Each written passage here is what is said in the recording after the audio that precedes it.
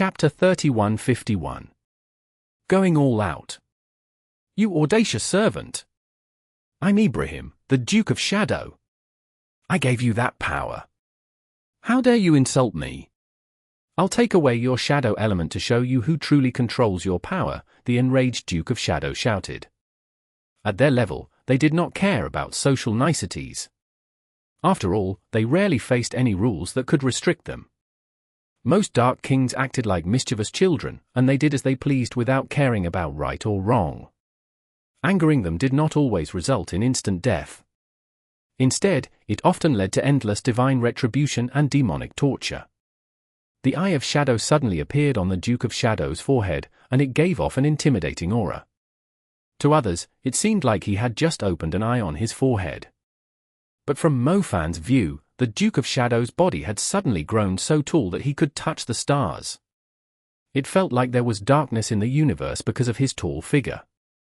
Mofan felt incredibly tiny in comparison. He was suddenly overwhelmed with an urge to worship the Duke.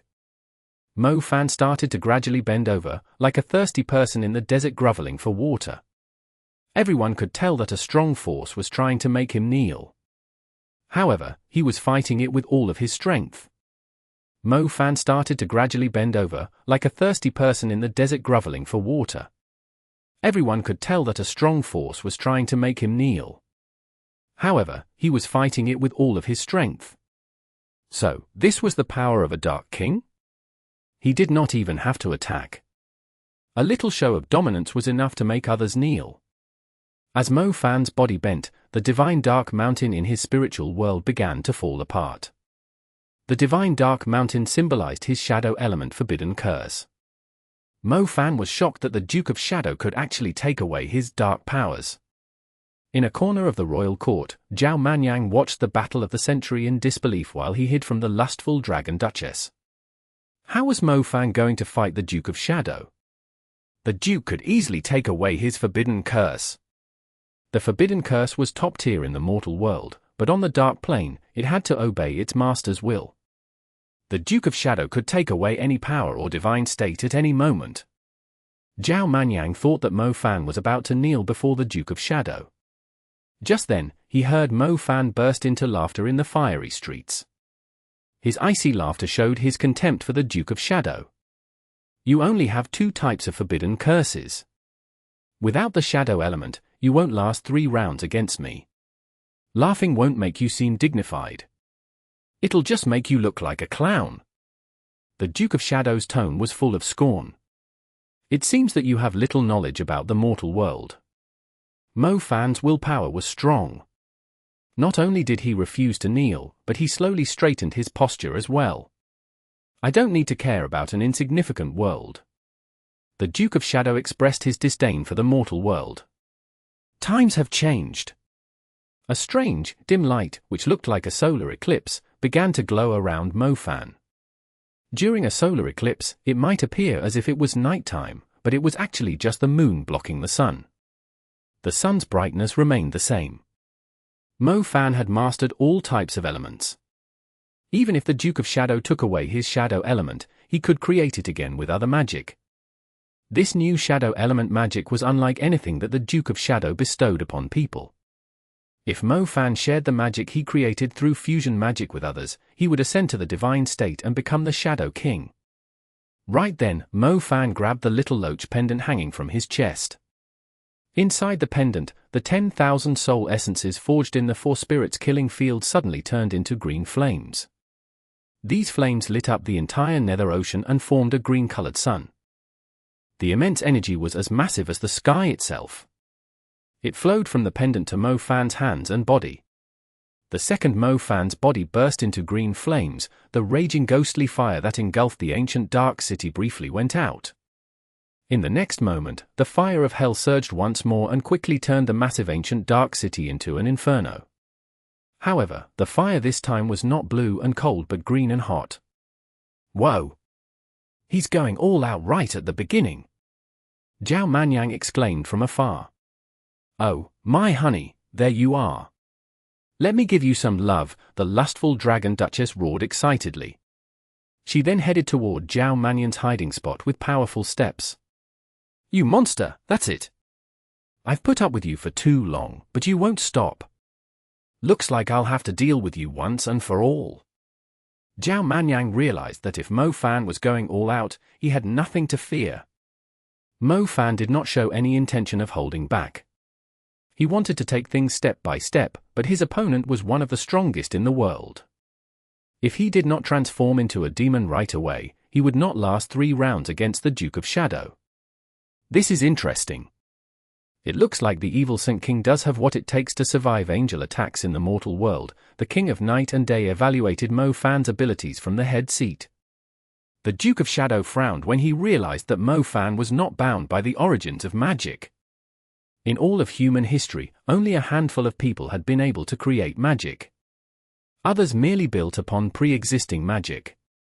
However, the King of Night and Day was not surprised by this. He knew that Mo Fan was not the founder. Feng Julong was the one who had bestowed Mo Fan with fusion magic. Their fight had extended to the Dark Plane. With that said, the King of Night and Day enjoyed gossip from the mortal world, and he would even set up chess games. The King of Night and Day continued to watch with interest. He did not plan on interfering with the battle between the Duke of Shadow and Mo Fan. In fact, he looked forward to seeing what impressive feats Mo Fan would deliver. When Tai, you organized this dinner. Now that the food is attacking one of us, what are you planning to do? The cursed queen expressed some dissatisfaction. When Mo Fan targeted her earlier, the other Dark Kings did not say a word. Since when had the Dark Kings been so agreeable? Well, let's treat it as pre-dinner entertainment. Even when I was alive, I never liked boring parties. Our Greek heroes often treated us to exciting battles, when Tai explained. Public opinion of us Dark Kings has always been negative. Maybe we need to consider if we've been too focused on purity and have neglected elegance as well as wisdom. A barbarian who becomes a Dark King stays a barbarian. But a cultured and wise person who becomes a Dark King remains cultured and wise. I find this quite interesting. Let's see how the Duke of Shadow deals with the evil Saint King. The other Dark Kings all agreed not to interfere. They did not usually team up anyway. Most of the time, they were wary of each other. They had only gathered there because the balance of power on the Dark Plane might change due to the evil Saint King and the true Soul King. It did not matter to them who became the next Duke of Shadow. They only cared about remaining powerful. They did not care whether the evil Saint King or the Duke of Shadow would become food for them today. They just wanted to eat. While the other Dark Kings chatted, the demonized Mo Fan stepped forward to confront the Duke of Shadow. The Duke of Shadow was indeed in his physical form, and he could freely change his body. He could choose whatever body he deemed most suitable to face his enemies. The Duke of Shadow was likely once a half-human. His pale face and large fangs suggested connections to many creatures like werewolves, vampires, and harpy witches from the West. He probably created them using his blood and imagination. Seeing Mo Fan extend his claws like a demonic wolf, the Duke of Shadow transformed into the towering Shadow Wolf King. He roared to provoke Mo Fan, and their claws clashed. The Duke of Shadow was elusive, and Mo Fan could not get close enough to injure him. So, Mo Fan quickly switched to his soul shadow form and summoned the Black Dragon Soul he had acquired earlier. The Black Dragon Soul gave Mo Fan dragon horns on his forehead, which made him look like a war god who descended from dragons. He could even breathe fire like an actual dragon. The Duke of Shadow transformed again too. Besides the terrifying vertical eye of shadow and the innate divine power of his shadowy body, he had a pair of wings on his back and hellish horns on his head. After a fierce struggle, the Duke of Shadow gained the upper hand. He swung a massive black shadow axe, and each strike caused the ground to tremble. The ancient dark city split into two and revealed a scorching bone river below. Seeing that Mo Fan was being struck down into the bone river below, the Duke of Shadow smirked. He even appeared somewhat satisfied as he glanced at the other Dark Kings. It was as if he was trying to show that he was not the weakest among them. Meanwhile, Mo Fan climbed out of the river of flowing bones. He checked his body and realized one of his arms was missing. However, he did not seem too concerned. With just a thought, green flames took the place of his missing arm. As the flame burned and tempered, a brand new arm quickly formed. So long as the green flames were not extinguished, Mo Fan could be reborn from them. Hence, he was not worried when his body got injured. Nevertheless, Mo Fan realized that relying solely on the Black Dragon Soul was not enough. He needed to borrow another source of power. Azure Dragon, give me some of your power, Mo Fan said to the Azure Dragon within the pendant. The Azure Dragon had just had a feast. It might be a little hard to wake it up for battle, but transforming his demon element again was not a problem. After the Black Dragon Soul faded away, the Azure Dragon's shadow appeared behind Mo Fan. The shadow transformed his body as if it were being remade. Clear green dragon symbols appeared on his body, and the dragon blood coursing through his veins was hot. The powerful green flames within the ancient dark city also spread across the barren lands outside the city walls. Soon, the land turned into a sea of green flames. Mo Fan stood at the center, and he was bathed in a miraculous light. Even though he appeared human, his skeletal reflection was of an ancient azure dragon. The light that his divine eyes emitted was so intense it could pierce through the vast mountain ranges. He was unstoppable. Feeling the power of the Azure Dragon Soul, the flames of the forbidden curse began to flicker within the depths of Mo Fan's eyes. Chapter 3152. Thousand Swords Convergence. Once someone became a forbidden mage, they had control over how they used forbidden curses. Mo Fan was most skilled in combat. His demonic physique gave him the advantage in hand-to-hand fighting. Combined with his immense magic power, he could practically destroy everything. When Mo Fan delivered a punch, the Azure Dragon's shadow appeared. It was big enough to wrap around an entire country. The Duke of Shadow realized how dangerous this power was. He instantly transformed into millions of bats and flew off in every direction. These bats covered the sky like a dense cloud. It was impossible to tell which one was the Duke of Shadow. At the same time, Mo Fan abruptly disappeared. When the other Dark Kings finally spotted Mo Fan, they were surprised to see him hovering high above. He then dived down and fiercely struck his fists out. Soon, intense green flames crashed down upon the dark plain like countless stars. The whole thing resembled an apocalyptic scene. As the fiery green stars fell, they arranged themselves into patterns like astrological signs. Surprisingly, these patterns mirrored the Azure Dragon's skeletal reflection in the thin layer of water on the ground. When the Duke of Shadow looked down, he spotted the Azure Dragon's skeletal reflection in the water below. But when he looked up, he saw a massive mouth swallowing the sky. It seemed like a primal dragon had emerged from the universe, and it was ready to engulf the dark plane as if it was devouring fruit. Dong! Dong! Dong! A deep sound, like a death knell, echoed throughout the dark plane. In the distance, the galaxy of the Yin Energy God was in turmoil. The mountains crumbled into pieces, and the ancient dark city sank into the underground Bone River. The River of Bones flooded the sturdy ancient dark city, and the locals were eventually submerged. The seats of the other Dark Kings were destroyed, so they had no choice but to stand while they ate.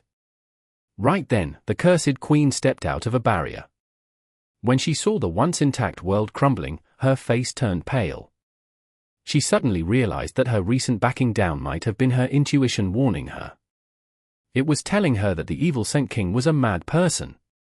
While she might have a strategy to deal with him, she would be done for if he chose to attack her without restraint. It was useless even if the Duke of Shadow transformed into millions of bats. To Mo Fan, he was just a cloud in the sky. Mo Fan did not care where the Duke of Shadow was hiding. He did not bother to find out if the Duke was using the duplication technique or puppet technique either. He only knew that the Duke was there, so he blasted the entire area. Eventually, the Duke of Shadow showed himself. He looked like a sparrow struck down by lightning.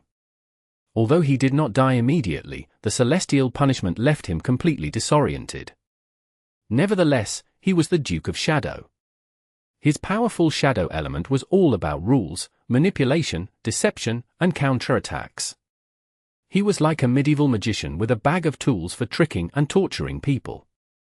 His skills were impressive, but he was being confronted by a modern artillery expert. This artilleryman did not give him a chance to showcase his magic tricks and straightaway bombarded him with cannon fire.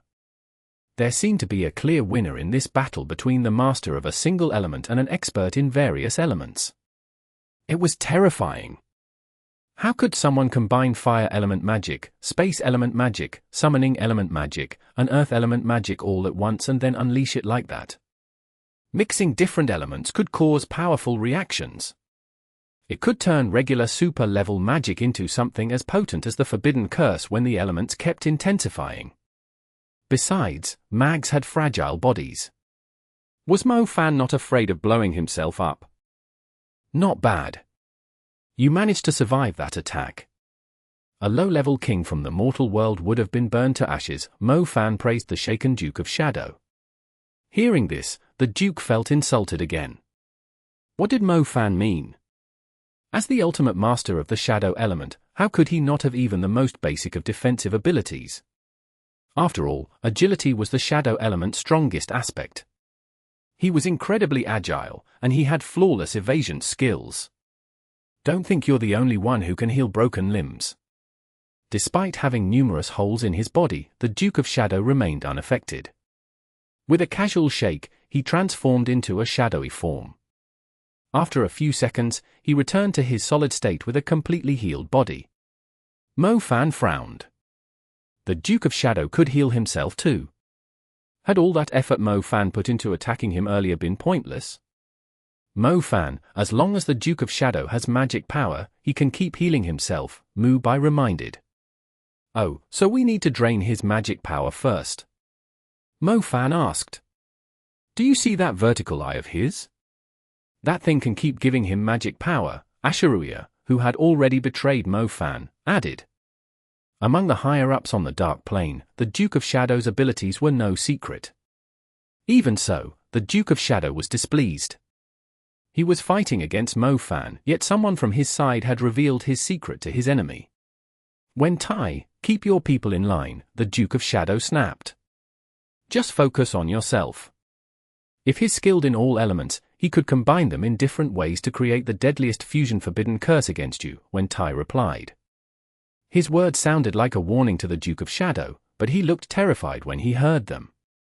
Meanwhile, Mo Fan's eyes lit up. When Tai was right. In theory, the light element was supposed to counter the shadow element. But ordinary light element magic would not affect someone as powerful as the Duke of Shadow. In that case, Mo Fan could create a unique light element forbidden curse. It was similar to using insecticide.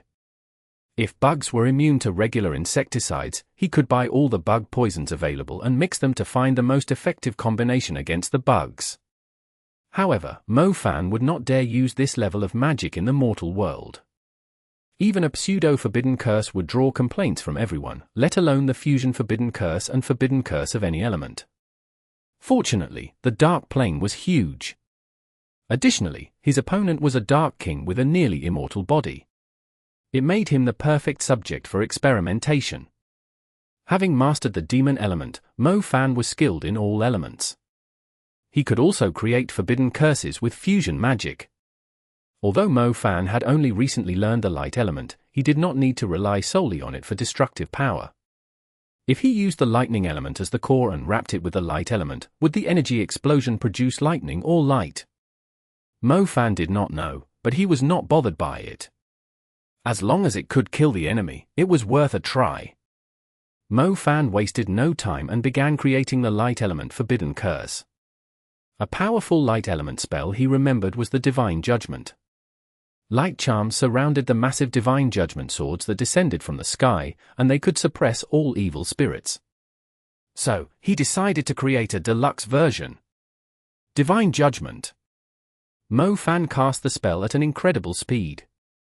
It felt like thousands of machines were printing his spiritual world star constellation and star palace on a superfast assembly line simultaneously. First, he decided to create the light element pseudo-forbidden curse. The pseudo-forbidden curse involved stacking many super-level spells with Mo Fan's enhanced star suns. While other super-level magic only had 3 levels, Mo Fan could elevate his to the 8th or 9th level. Then, he merged these spells and infused them with thunder, fire, and other destructive forces to complete the pseudo-forbidden curse. Of course, all pseudo-forbidden curses relied heavily on dimensional magic. Mo Fan added the space element seal, used the chaos element to increase the speed, and modified it with the shadow element. Nothing was off-limits for forbidden curses, he added a little of everything. After some experimenting, Mo Fan finally created a powerful one. At first, only a massive Divine Judgment sword appeared next to him. Usually, the Divine Judgment would drop straight down from the sky, hit the ground, and create a shockwave. However, Mo Fan's Divine Judgment was different. It hovered horizontally beside him, like a floating light battleship where someone could stand. As Mo Fan chanted the seal spell in his mind, more and more Divine Judgment swords quickly appeared. They formed a neat line beside him. Yet, that was not enough. With a loud command from Mo Fan, the line of Divine Judgment swords split into 2, then into 4, and then into 8. Countless Divine Judgment swords instantly surrounded Mo Fan. It was the Divine Judgment Matrix. This matrix was interconnected. Faint Thunder Emperor formations could be seen responding to each line of Divine Judgment swords to create the Thunder Law seal. The densely packed giant swords looked like towering peaks, which Mo Fan wielded as his weapons. What? Thousand Swords Convergence. You're a mage, not a swordmaster of the light element. Zhao Manyang, an experienced light element mage, was astonished. At this moment, Mo Fan looked like a light element swordmaster. He gave off such a fierce, oppressive aura that even the Dark Kings found it unbelievable. Mo Fan looked at them arrogantly and confidently. He could create the same powerful attacks as those in cultivation novels. So, what else could he not do? He had surpassed the fundamental rules of magic. The difference between magic and divine skills was merely in the name. Since God found it too dim and wanted more light, the Thousand Swords Convergence would light everything up. The Divine Judgment Matrix, Thunder Law seal was complete. With a wave of his hand, Mo Fan sent it flying out. At first, he did not intend to include the Chaos seal because his spells usually targeted a broad area instead of a single part. However, because the Duke of Shadow was skilled in various evasion techniques, Mo Fan added the Chaos seal to the Divine Judgment Matrix, Thunder Law seal. This addition would enhance its tracking ability, so the Matrix could effectively target moving enemies instead of just bombarding a fixed area. The Duke of Shadow was undoubtedly skilled when it came to evasion. Even though the Divine Judgment Matrix, Thunder Law seal was such an intense attack, he managed to avoid it. The Duke of Shadow flew high, hid underground, vanished into the clouds, and merged into the shadows. He even tried to hide in Mo Fan's shadow. But being a shadow element forbidden mage, Mo Fan blocked off that last escape route. Also, the Divine Judgment Matrix destroyed anything it encountered. It would not vanish just because its target evaded it. The swords would change direction and move together in a precise formation, like a fleet of spaceships. With that said, the Duke of Shadow was incredibly skilled. Even when the Divine Judgment Matrix changed direction, he could quickly create illusions to confuse it. This made the Matrix, which was not fast enough, search for him like an angry swarm of bees. Shortly after, something made all the Dark Kings stand up and watch. The Divine Judgment Matrix created various rifts for dimensional hopping. They seemed to be heading toward the galaxy of the Yin Energy God, but they vanished soon after. Unexpectedly, they emerged from underground and soared toward the Duke of Shadow, who was hiding in the clouds. As the Duke of Shadow flew down and merged with the dark ground, numerous Divine Judgment swords crashed down like torrential rain. They pounded the ground until it became a vast mass of emptiness, and the Duke of Shadow had nowhere to hide. Magic that could change direction and track targets was already impressive. But the fact that the Divine Judgment Matrix could open portals to chase its target and even teleport when left far behind was absurd. The Divine Judgment Matrix continued to flicker on the dark plane. It swept across the place like a roaring sword, fell like a rain of swords, formed a storm of light swords, and transformed into a group of shadowy assassins that suddenly appeared behind the enemy. The Duke of Shadow was powerful, but he was being chased relentlessly, like a loser. It was not that he could not fight back. It was just that he had never faced such a situation before. Mo Fan had employed a clever strategy. If he could not defeat his opponent directly, he would wear him down. As for whether this magic was draining, it was not in the slightest. It was just stacking one spell on top of another so that each spell would be much stronger than it would be individually. Even though the Divine Judgment Matrix appeared to consist of several thousand super-level spells, Mo Fan had only used a few dimensional magic spells. So, the energy consumption was not as high as others might assume. Once he activated the demon element, he would master all magic elements and be able to use them as he pleased. Chapter 3153. Black Hole-like Vertical Eye. If this continues, the fight could go on for a century, the King of Night and Day suddenly said. The other Dark Kings nodded along. Despite being one of the Dark Kings, the Duke of Shadow was being badly beaten by the new evil Saint King. Even the powerful beings on the Dark Plane watching from outside the city and the distant mountains were shocked. The Duke of Shadow might be the lowest ranking among the Dark Kings, but he still ruled over the Dark Plane. Since no one had challenged the Dark Kings in a long time, they believed that they were untouchable. They thought that they were the ultimate rulers of the Dark Plane. The showdown between Mo Fan and the Duke of Shadow were causing cracks in the established hierarchy. It made the beings on the Dark Planes realize that the Dark Kings were not invincible, their strengths had limits. It was just that very few could threaten their position. He's the evil Saint King. He's strong enough to be one of the Dark Kings. We shouldn't even consider taking their positions, said a powerful being, who still behaved cautiously on the Dark Plane. However, he was as strong as an emperor. Speaking of emperors, they varied in power too. The Duke of Shadow was not just a middle-ranking emperor. He also controlled the Shadow Element's original power. Even middle-ranking emperors with extraordinary talents would still be overwhelmed by his supreme Shadow Element. Yet, Mo Fan was unaffected. He remained strong even when the Duke of Shadow removed his Shadow Element forbidden curse. The magic of the 16 winged angels came from Heaven Mountain, but it failed to overpower Mo Fan. The Duke of Shadow's power was essentially on the same level as Heaven Mountain in Holy City. Mo Fan had mastered fusion magic and awakened all elements. None of the Dark Kings could beat him.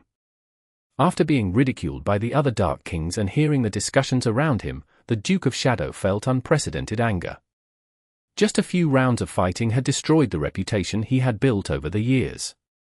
There were many powerful beings on the Dark Plane. If he could not kill Mo Fan, who was trying to humiliate him, there would be many bold challenges in the future. Their faith in him as the Dark King of the Shadow Element might collapse. He needed to show some real skill. The Duke of Shadow had been holding back. After all, this gathering of Dark Kings was not exactly a peaceful one. He could not let the rest of the Dark Kings and Dark Citizens underestimate him. A ruler's rage would surely make everyone, even the other Dark Kings, shiver in fear. The Duke of Shadow stopped holding back and stared at the Divine Judgment Matrix coldly. As the vertical eye on his forehead widened, the sky and the earth instantly changed. The vast sky disappeared into darkness, and the earth vanished. Suddenly, they became one. Instead of chaos, there was just cold, unending darkness. Everyone present, including the other powerful Dark Kings, was trapped in this abyss. They knew that it was not some illusion or another realm. The Duke of Shadow had used his powerful magic to cover the entire place with his dark hands. They were in his palms. All of a sudden, the Duke of Shadow's figure grew immensely as if he were the universe's creator. His body spanned across several galaxies. When the beings on the small planets looked up at the universe, all they saw was his body. His vertical eye resembled a terrifying black hole. Even though the others could not see its actual form, they saw endless dust and fragments swirling around it. The black hole gradually consumed them as time passed. The mountains, which Mo Fan had spent several weeks crossing, were divided into thousands of pieces floating in the air. They were slowly being shattered and sucked into his vertical eye.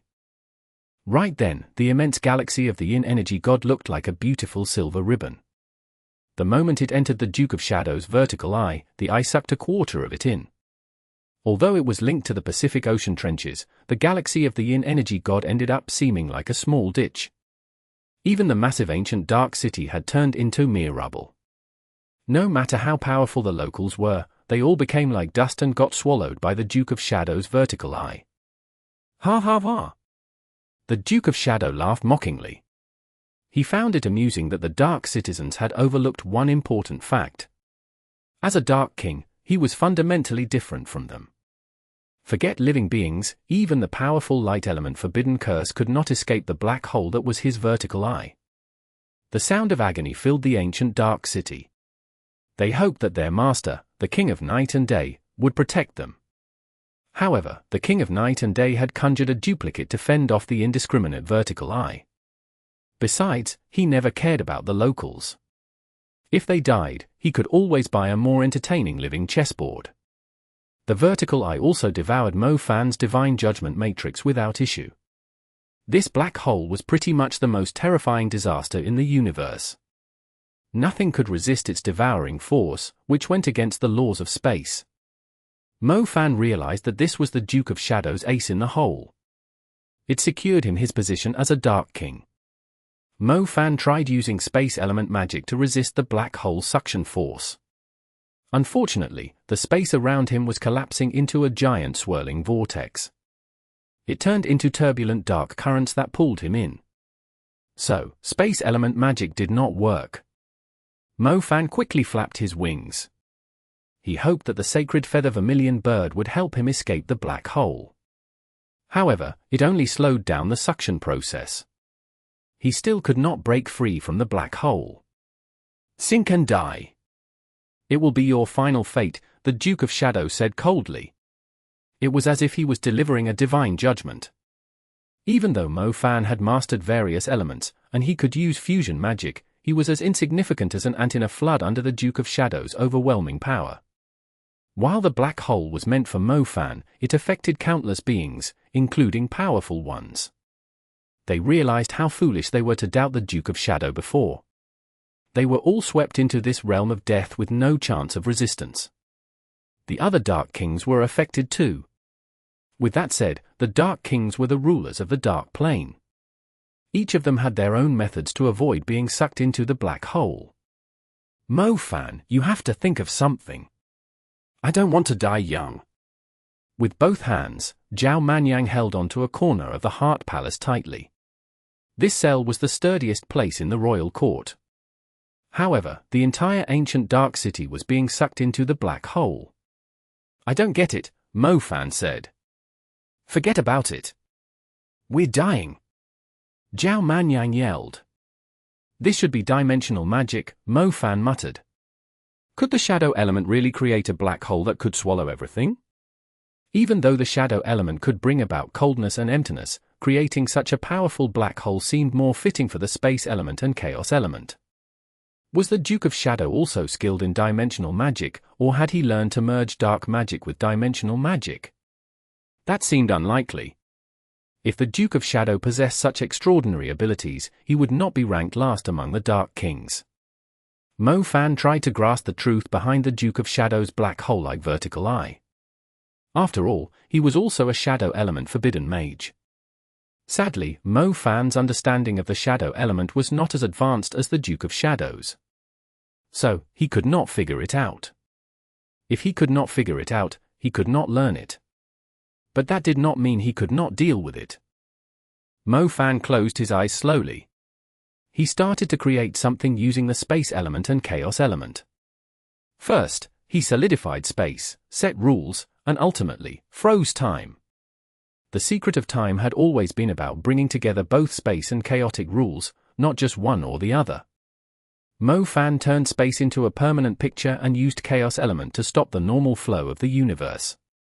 Even though time kept moving outside, the space affected by Mo Fan's magic remained frozen. The once wild and raging vertical eye looked like it had been frozen by extreme cold. The swallowing force and time freeze were invisible, but the Dark citizens could see that the dust around had stopped moving. It was akin to a powerful hurricane. People could gauge its power and shape by observing the swirling dust and debris it carried. Similarly, the Dark citizens had witnessed the vertical eye's destructive force and form as it shattered the rugged mountains and churned the galaxy of the Yin energy god. At this moment, everything stood still. They could not even move their bodies. They understood that time had stopped because of Mo Fan's power. Obviously, Mo Fan's ability to control time was just an illusion. If time had truly stopped, those people would have stopped thinking altogether. Even so, the beings on the dark plane were surprised, and they began to fear Mo Fan. He was the master of dimensional magic. He actually froze time. Mo Fan was the only one who could move quickly in this area where time had stopped. Even the Dark Kings were affected by his immobilization spell. Of course, Mo Fan also noticed that when Tai and the King of Night and Day were still staring at him, those two could not be trapped. Once Mo Fan froze time in the area, he had the opportunity to search. Search for what? He was looking for the secret to the Duke of Shadow's black hole.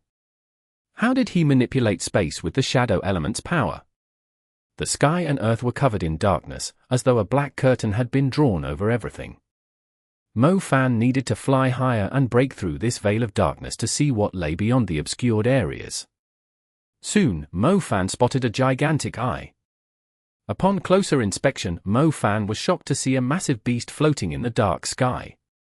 The beast was so huge that it seemed to cover the entire sky. It was so colossal that what people thought was the sky was actually its back. Looks like a shadow ancestral beast is accompanying him. The shadow ancestral beast was as large as the sky, yet it remained undetectable. On the dark plane, the sky and land were already shrouded in darkness, and the air was thick with the shadow element. As such, this beast could easily blend into its surroundings and disperse into shadows. So, this is the secret behind the Duke of Shadow's power? Turns out he relies on this shadow ancestral beast. After Mo Fan discovered the truth, he laughed. The arrogant Duke of Shadow was nothing but a being who depended on the shadow ancestral beast. He never mastered his supreme abilities himself. Instead, he concealed the shadow ancestral beast behind a vast curtain of shadows. The suction from his vertical eye was merely the shadow ancestral beast's relentless devouring. Since the others did not notice it, they mistook it for an endless black hole. Chapter 3154. The only high-ranking emperor. The shadow ancestral beast also had a third eye. Honestly, Mo Fan could not tell who was in control between it and the Duke of Shadow. Blind it. After some quick thinking, Mo Fan remembered one thing he could use, the Blade of Repentance. This blade could lock souls. Regardless of the target size, it could find and lock onto its soul. Mo Fan threw the Blade of Repentance, and it flew straight at the shadow ancestral beast's giant eye. The shadow ancestral beast could not break free from Mo Fan's time-freezing spell, and its eye sensed the threat from the Blade of Repentance. At first, the blade appeared small. However, as it locked onto the beast's soul, it grew huge like a sharp mountain and flew straight at the eye in the sky. The shadow ancestral beast panicked, but it could not move. Mo Fan had frozen it. With great effort, it managed to move ever so slightly. It could only close its eyelid and prevent the terrifying Blade of Repentance from stabbing its eye directly. Immediately after, a loud roar echoed through the air, like an exploding star. The shadow ancestral beast was hurt badly. As it staggered, the sky began to look like a shaking giant painting. Time soon returned to normal in that area. The beings on the dark plane looked at the sky in shock. The sky was wounded, and blood was flowing from the terrifying wound. To be specific, black liquid was gushing out like a waterfall. The shadow ancestral beast stopped pretending to be the sky and ground. Its body could be big or small, like a shadow, it could change size as it pleased. It seemed that the beast did not want to fight anymore because it fled after it got hurt.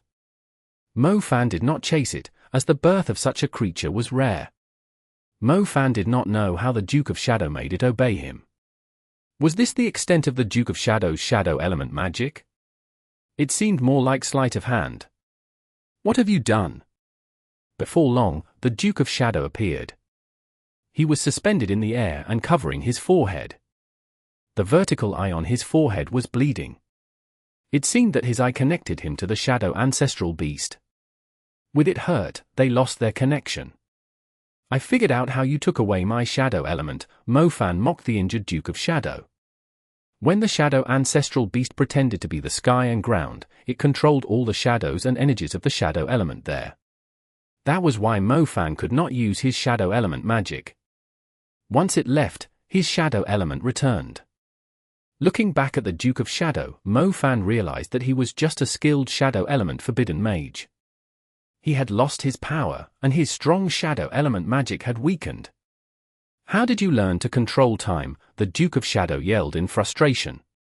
Mo Fan did not answer. He had once obtained the Eye of Spacetime and even used it to restore the destroyed Cairo. Even though he had returned the Eye of Spacetime, he had gained some knowledge about time through it. With the added boost from the demon element, Mo Fan could easily combine and use the powers of the space element Forbidden Curse and chaos element Forbidden Curse. By freezing space and breaking the rules, he could make it look like time was standing still. Mo Fan could even turn back time and restore the area he controlled to how it was before it was destroyed. However, turning back time required a lot of magic power. It was a monumental task even with the demon element's help. If he were in the mortal world, Mo Fan would have turned back time, but since he was on the dark plane, he had no reason to do so. Now that you've had a taste of my dimensional magic, it's time for you to experience the power of the Forbidden Curse from every element. Mo Fan's voice turned cold, and his aura changed. He unleashed his demonic presence completely, and scary black flames erupted from the already powerful sacred feather vermilion bird. The vermilion bird sacred flame and devil's black fire did not clash. Once the devil's black fire fully formed, they remained separated. Mo Fan then extended his giant wings, one side blazing with vermilion bird sacred flame and the other with devil's black fire. His wings were big enough to cover the land on both sides of the ancient dark city. Countless beings on the dark plane looked up and saw either the sacred feather vermilion bird or the devil's feathers. Both were incredibly majestic and made a big impact. Mo Fan slowly pushed a pure fire above his head and lifted a thunderbolt of chaos. Despite the volatile nature of thunder and fire, they merged gently. Just when the Duke of Shadow thought that Mo Fan would unleash another explosive forbidden curse, he realized that Mo Fan had not finished his spell yet. A calm breeze surrounded Mo Fan, and a layer of ice formed beneath his feet. Next, a pure flower made of water bloomed quietly in his hand, and murky earth covered him like dust. Then, a gentle light slowly blended into the elements of thunder, fire, ice, wind, water, and earth that he had just created. This gentle light eventually created a bright and beautiful divine spell. The stunning colors represented both the birth of life and the source of destruction. Since magic with one or two elements could not defeat the enemy, Mo Fan combined all the elements. With light element magic as the core, he created the elemental annihilation bud. The power, which was capable of destroying the sky, grew and expanded widely as it crushed everything in its path. It was a massive explosion of elements, but none of the Dark Kings had seen such a vibrant cosmic wave before. They could not even open their eyes. After the explosion, a strong elemental pollution spread like a raging ocean. It surged from one side of the dark plane to the other, and then, back again. The Dark Kings were like passengers on a small boat in a fierce storm. They were tossed around pathetically, and they lost all dignity. As the target of Mo Fan's elemental annihilation bud, the Duke of Shadow resembled a person thrown off a ship. However, instead of immediately falling into the raging ocean, he was swept into the sky. He endured the storm's lashes for an unknown amount of time before he plunged into the turbulent sea, where he was countlessly battered by the waves. Then, he was thrown back into the sky to endure the storm's assault once again. This cycle repeated many times. Although Mo Fan never used any time-altering magic, the Duke of Shadow felt an incredibly long-lasting torment. The sky's color kept changing, but the Duke of Shadow's insignificant figure remained at the center of this powerful forbidden curse. He could not touch the ground at all. Mo Fan still had his hands held high as he controlled the powerful magic. Everyone on the Dark Plane realized that this potential Dark King was not seeking approval. He was just a powerful villain who had been holding back in the mortal world. He was finally unleashing his power on the dark plane. The earth in the mortal world would not recover from a forbidden curse, while the elemental annihilation bud would create a massive crater on the dark plane. All hail the evil Saint King! All hail the evil Saint King! One follower, who was impressed by Mo Fan's unmatched magic, knelt on the polluted ground and began to join the cult. The evil Saint King would definitely become one of the Dark Kings on the Dark Plane. It was better to worship him early than to submit later by force. All hail the evil Saint King! Soon, other sensible dark creatures began to kneel as well. They realized that the evil Saint King was not a mere candidate. Even the other Dark Kings could not stop him. The cursed queen fell silent, mainly because the turbulence was making her dizzy. It suddenly dawned on her that even though she had mastered the highest level of curses, Mo Fan would eventually overpower her since he had mastered all elements. While Mo Fan's victory over the Duke of Shadow did not guarantee that he could defeat her, there was a good chance that he could.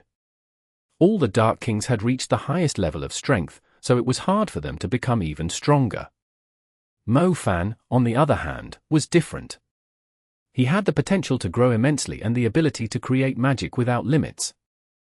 Once he became a Dark King, he would undoubtedly be the most powerful among them. In that case, she had no reason to make enemies with him. Looks like there's an extra seat now, the King of Night and Day finally spoke up. He was surprised by Mo Fan's abilities, but he still maintained the mysterious demeanor expected of a Dark King. He and the Duke of Shadow, who was the weakest among the Dark Kings, were vastly different. Looking back, the only one who could match him was Wen Tai. Wen Tai was the one who set up this gathering, and the King of Night and Day was playing host. It did not matter whether the Duke of Shadow lived or died anymore. His position had already been taken. But there's still a sacred soul. Based on the current situation, he might have his own seat. That means one of us has to give up our seat, the cursed queen said. She felt a bit uneasy. She was also one of the least powerful among the Dark Kings.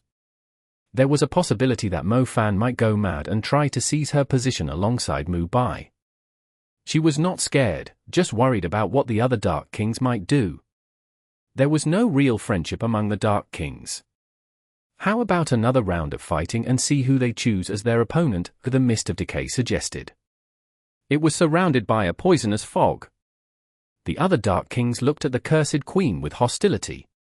She could sense their disrespect. They all thought that she was just a weak ruler who was slightly stronger than the Duke of Shadow. Wen Tai, what are you up to? We agreed to team up against the outsiders, but now the Dark Kings that ranked last are about to be eliminated. Do you really think you're our leader and in charge of choosing the kings? The cursed queen got angry. They had agreed to share the newcomers, but she and the Duke of Shadow ended up being targeted. You've got it wrong. Wen Tai shook his head. But how is the current situation any different from what I just said? Do you think the people of Cursed Land will accept this? The cursed queen felt threatened. Wen Tai, I don't think this is right either. We're all friends here. The Duke of Shadow might have done some questionable things over the years, which does not befit a Dark King, but the cursed queen is a Dark King worthy of respect. Another king, who was hidden in the dim light, said. Dusk King, you've misunderstood me. Wen Tai shook his head again. He clarified that he never acted as the leader of the Dark Kings by deciding who got promoted or eliminated. All right, then. Let's do it. Mo Fan may be strong, but he's nowhere near as experienced as us. Wen Tai, you go first, the Dusk King suggested. Wen Tai, please take action, the others echoed. All right. Wen Tai nodded to show that he was willing to fight Mo Fan. His figure gradually materialized in the area polluted by elements. Since he was wearing a black and white robe, he did not resemble a dark mass, he looked more vivid. A peaceful glow surrounded him and made him seem like a symbol of divine will emerging from a temple. He was the chosen one who had willingly descended into hell. Wen Tai had countless followers in the mortal world. Even though he had spent years on the Dark Plane, he still influenced many renowned figures worldwide, including the Mad Salon. Wen Tai was also Mo Fan's father-in-law. Mo Fan was calm as he met Wen Tai's gaze. He even found Wen Tai similar to his father, Mo Jasin. The light in Wen Tai's eyes was similar to that of an average person who did not practice magic. Despite being the top Dark King, Wen Tai exuded a gentle vibe. Mo Fan instinctively glanced at the thin layer of water on the ground. The thin layer of water could cleanse any elemental pollution. Soon, Mo Fan saw Wen Tai's skeletal reflection. He had a golden skeleton.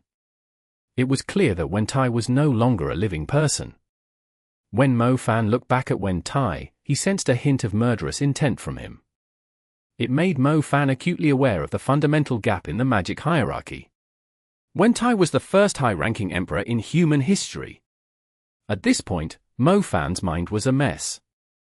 So, this was someone who bravely embraced death? If Wen Tai was still human, he would be the only person in the history of human magic to become a supreme mage. Chapter 3155. Cleaning up. Mo Fan, even though we've just met, it feels like we've known each other for ages, Wen Tai said slowly. I feel the same way. Your stories are still told in the mortal world, Mo Fan replied. I don't sense any malice from you toward me. But because of me, Asheruya tricked you into coming here and others preyed on you, Wen Tai admitted. Even if you hadn't told Asheruya to trick me, I would have still come. Mo Fan glanced at Mu Bai. However, Mu Bai looked unimpressed. Mu Bai would not be so easily moved. He had not forgotten the absurd things Wen Tai had done in the past. Besides, Mo Fan's arrival was unnecessary. Those on the Dark Plane had tried everything, yet they had not been able to erase Mu Bai's true soul. Sooner or later, Mu Bai would become a Dark King too. This meant that Mo Fan was not the only impressive one. Your friendship moves me. There was a time when I had friends like that in the mortal world. They treated me like family. I regret not being available to protect them. I feel that my downfall deeply hurt them. Even though both of us went against Holy City's will, what you have now is something I wish I had, Wen Tai openly shared his thoughts. Hearing Wen Tai mention those he had affected, Mo Fan felt quite unhappy. After all, it was Wen Tai's fault that Salon went mad. Wen Tai might have been willing to descend into darkness, but he had been rash, especially given how many followers he had. They all believed in him and saw him as the future of magic civilization. Mo Fan was already displeased with Wen Tai for many reasons, including abandoning Xinxia. He had left such a gentle and kind-hearted girl to fend for herself in the world. Even though Salon betrayed everyone else, she did one good thing by taking care of Xinxia. Deep down, Mo Fan felt that Wen Tai had failed as a father and a husband. While he did not voice out these thoughts, it seemed like Wen Tai could sense them somehow. Wen Tai wore a guilty look as he said, "Anyway, I owe you my thanks. So, you put on this entire show today just to thank me?" Mo Fan looked around and saw the other Dark Kings getting antsy. "Wen Tai, you're talking too much. We need to see some real sincerity," the cursed queen said impatiently. "Okay, I'll show you." Wen Tai slowly raised his hand. Suddenly, he started glowing with a divine light, like an ancient god. When he wanted light, the world lit up. When he spoke of darkness and light, day and night appeared. The light was so bright that it lit up most of the Dark Plane. The beams of light that pierced through the sky and ground resembled the bright sun. They broke through the barriers and filled the Dark Plane. Even the thin eternal layer of water evaporated. Despite being the surface of the Dark Plane, it could not contain Wen Tai's power. This holy radiance, from the most primal energy, purified everything around. Right then, Wen Tai did not seem like the Dark Plane's ruler. He looked like a god of light who had descended into this murky world with a flourishing force. Mo Fan could feel Wen Tai's light changing the world before him. He was incredibly powerful. Wen Tai's power had reached the level of a legendary god. At first, Mo Fan wanted to use his demon element to fight this incredibly powerful mage.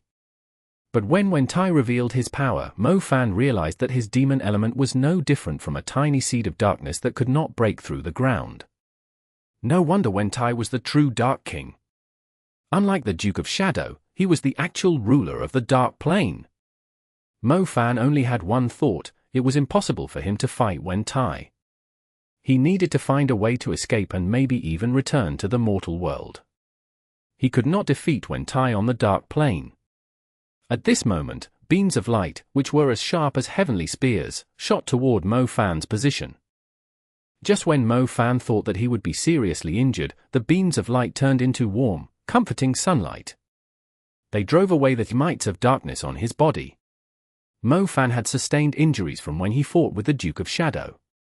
In addition, his healing abilities were much weaker on the Dark Plane. But after being bathed in Wen Tai's light, his wounds quickly began to heal. Even his lost magic energy was rapidly recovering. What was going on?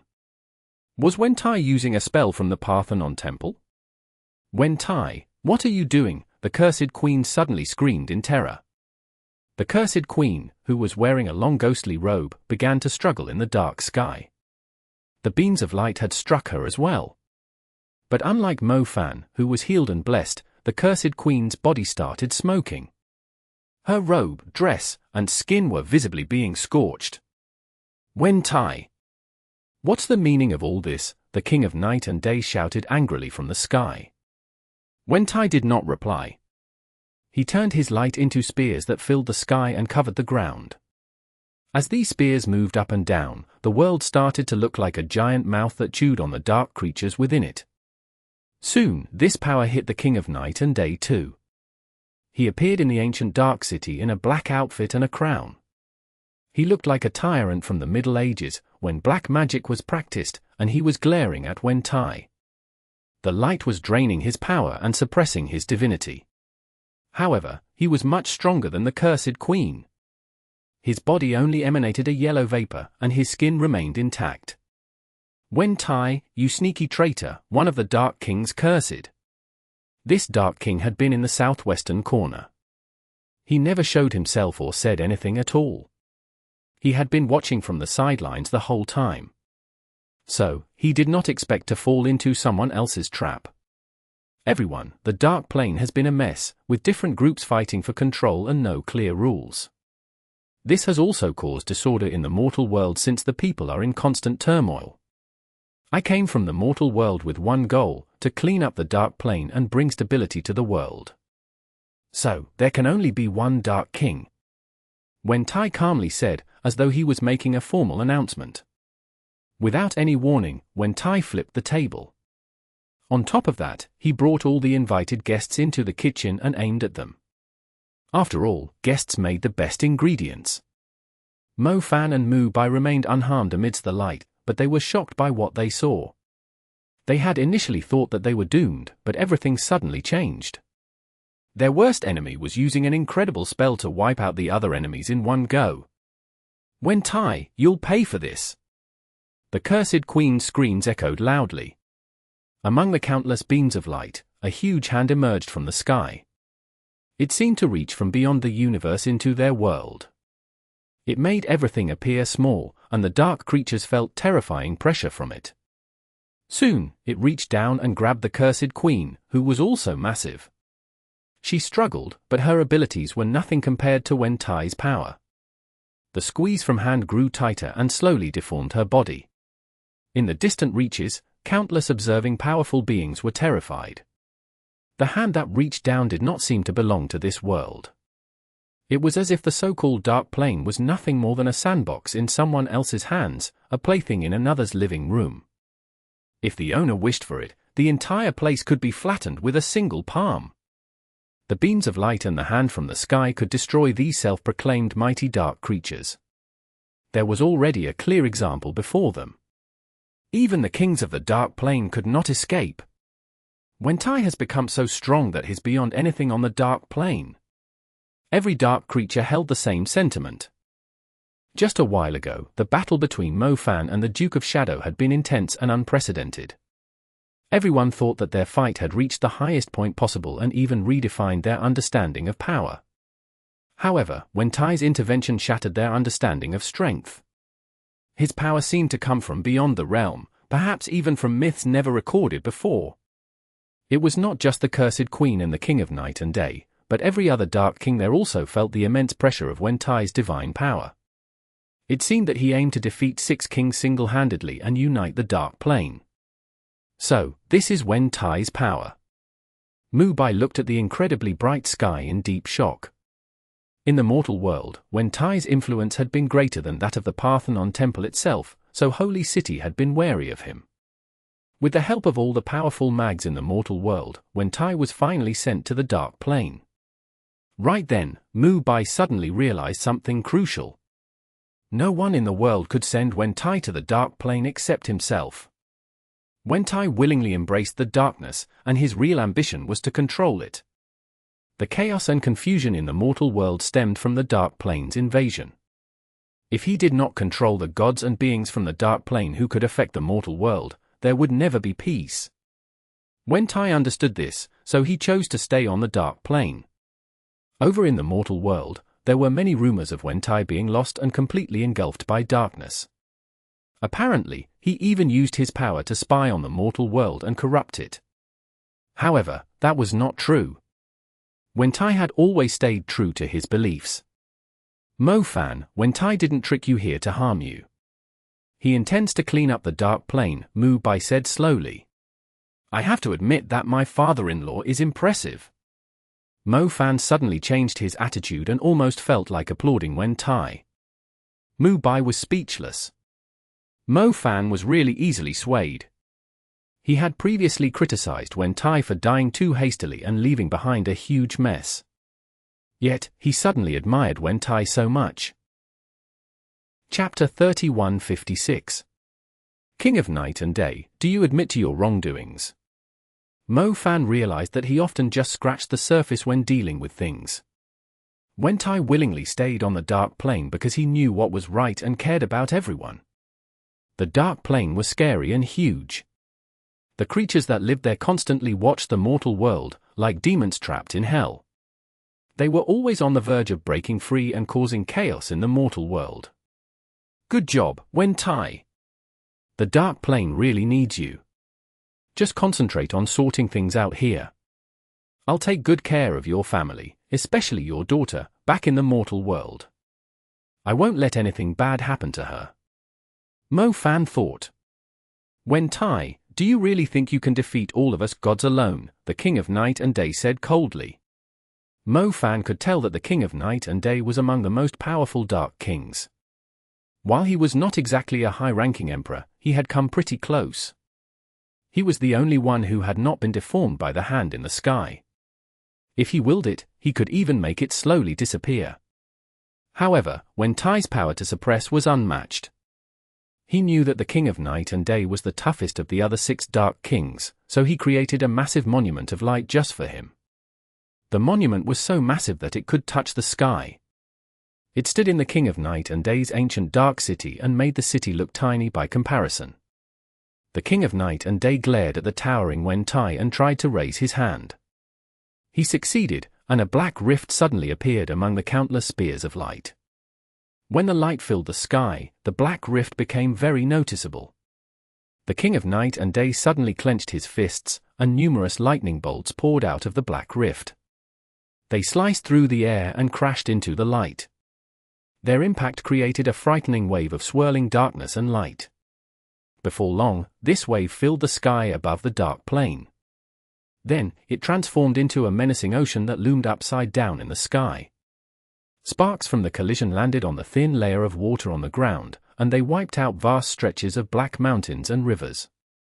As the clash between the gods continued, the mortal beings suffered greatly. It felt as though the world was collapsing, the resulting force spread far and wide. It cracked the ground where Mo Fan once stood and turned the dark creatures into ash. The more the King of Night and Day struggled, the wider the devastation spread. Across the mortal world, an uncountable number of dark forbidden areas trembled violently. Frightened creatures, including birds, fled and scattered in all directions. It was as if they were facing an impending catastrophe. Above many countries, ominous birds flew and cast a dark shadow over the sky. The unbelievable sight put all the high-ranking mags of these countries on alert. On top of that, plenty of dormant volcanoes erupted in the dark ocean. Molten lava flowed for miles and turned the seabed a fiery red.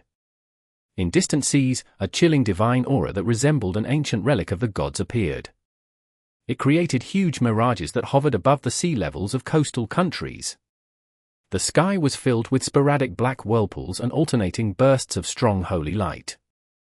The clash between the powerful light and darkness created terrifying ripples that made the sky over the mortal world seem unpredictable.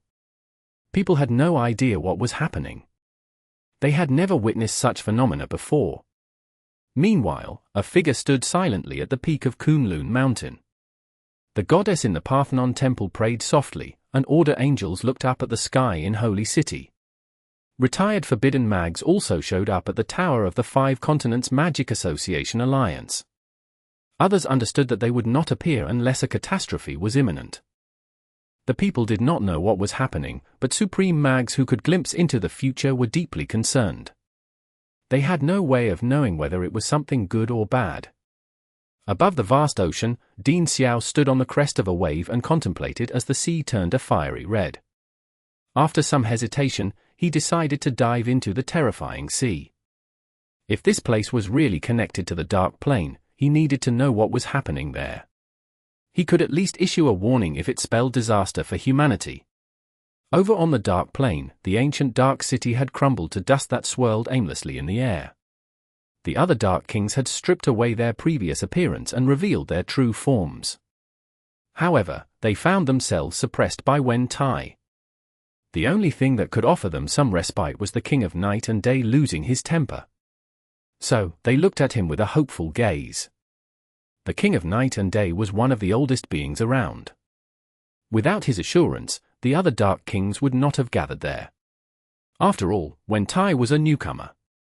He had not been on the Dark Plane for very long. However, they did not realize how ambitious he was. He wanted to be the only king on the Dark Plane.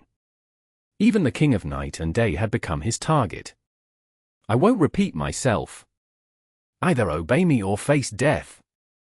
Wen Tai's voice remained cold as he commanded the other Dark Kings. He aimed to strip them of their divine status and destroy their thrones.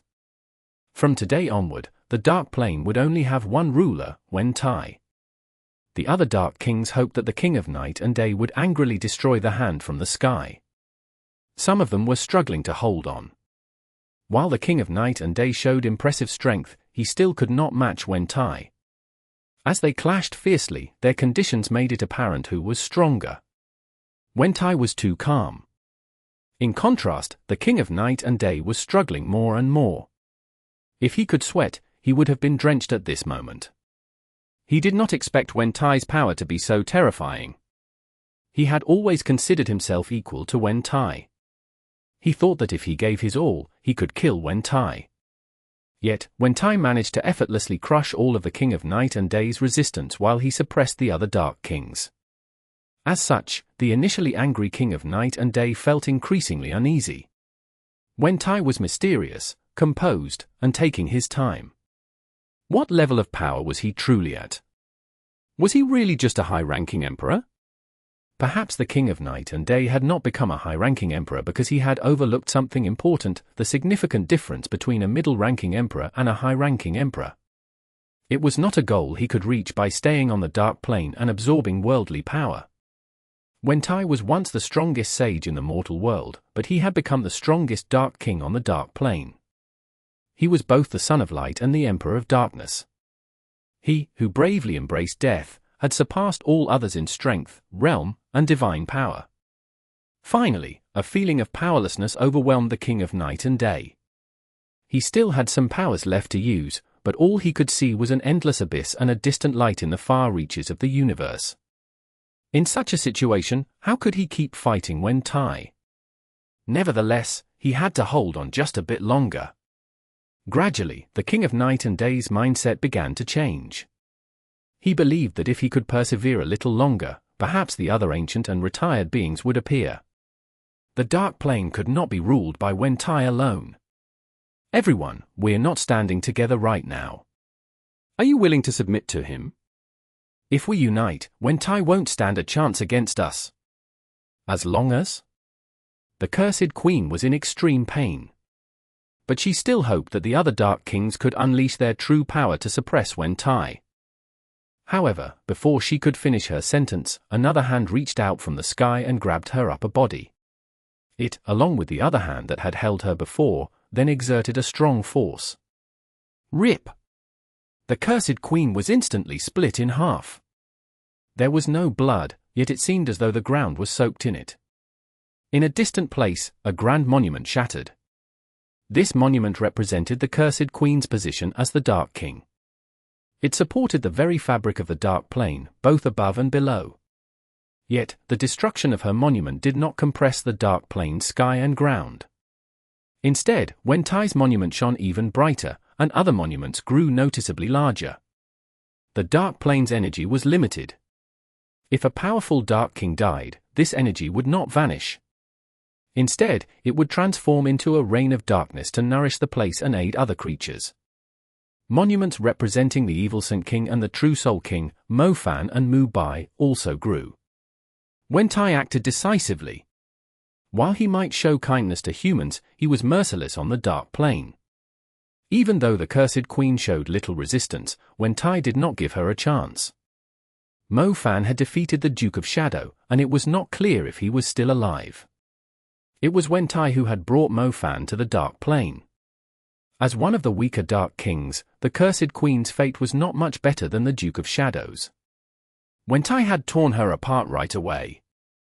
Her death shocked the other Dark Kings. They had counted on the King of Night and Day to protect them, but they noticed that he could not even defend himself. So, they considered surrendering. I surrender. I surrender too. I surrender as well. Once one Dark King surrendered, the others followed suit. They agreed to acknowledge Wen Tai as the sole ruler of the Dark Plane, and they were willing to give up their titles as kings. Very well. I accept your surrender, but I'm sorry. I lied. Wen Tai smiled, and his expression suddenly turned cold.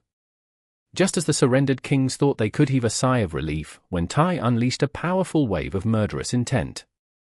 It was so intense that it made hundreds of millions of beings on the Dark Plane tremble. Scythes representing darkness appeared behind the surrendered kings. Swoosh! Swoosh! Swoosh! Swoosh!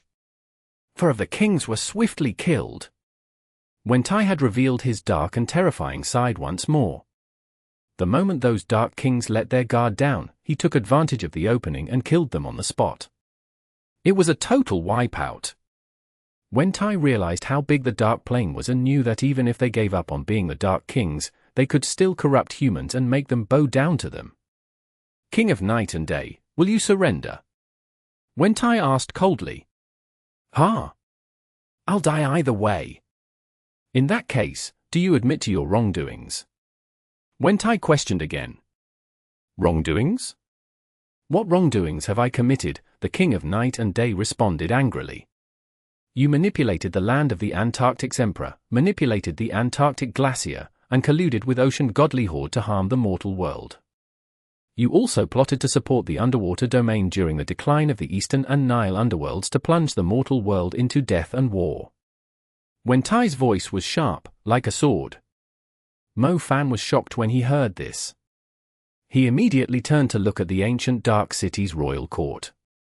It was the only part of the city that remained relatively intact. Suddenly, Mo Fan had a sudden realization. Why was the Black Dragon Emperor sealed beneath the tiles of the royal court? The King of Night and Day clearly knew magic that controlled the undead too. He was the one who had called upon the Ocean Queen. He was the one who had tried to manipulate Dingyamian and the Ocean Godly Horde. The galaxy of the Yin energy god was connected to the bottom of the sea, which fell under the King of Night and Day's control. Could all of this truly be unrelated to him? Mo Fan realized it all in an instant. The ocean demons running wild, as well as the cold moon Evil Eye's invincibility and control over 2 divine eyes, were all thanks to the King of Night and Day. He had been orchestrating things behind the scenes. It looked like he had just been toying with the mortal world and the Dark Plane. In reality, he had been pulling all the strings and treating the mortal world like his own chessboard. Chapter 3157. Someone who can balance when Tai. The King of Night and Day suddenly started laughing coldly. His laughter echoed over the ancient dark city that had turned into ruins. At this point, he did not have to hide it anymore. He had indeed been playing a game that pitted humans against demons. He hated keeping things balanced. Whether it was the three emperors of the mortal world, the ocean godly horde and undead under the sea, or the dark kings on the dark plane, everything relied on a delicate balance. However, once things became too stable, life on the dark plane and the mortal world felt dull. It was like a chess game without any excitement or conflict. Whenever there was an upset in the balance, the game would become interesting. He enjoyed watching humans struggle and fight with the ocean demons. He also commanded beasts from the roof of the world to destroy human civilization and manipulated the land of the Antarctic's emperor to freeze half of the world. Only when things were chaotic did the world seem lively. He was immortal, and his biggest fear was boredom. But then, he had a new fear, when Tai, whose power surpassed everything. In the past, when Tai would always hold back and never do anything drastic on the dark plane. All the calmness and obedience he showed before, along with his feelings of being lost and in pain, were all for this moment. He had been planning to gather the Dark Kings and kill them. No one had expected him to get into hell on his own. When Tai, I understand your desires, but you can't manipulate the world's rules on your own. You're not immortal, and your determination is gradually being eroded on the dark plane. Eventually, you'll grow tired of this dull world just like me, the King of Night and Day said as he pointed at Wen Tai. Balance is just something to strive for.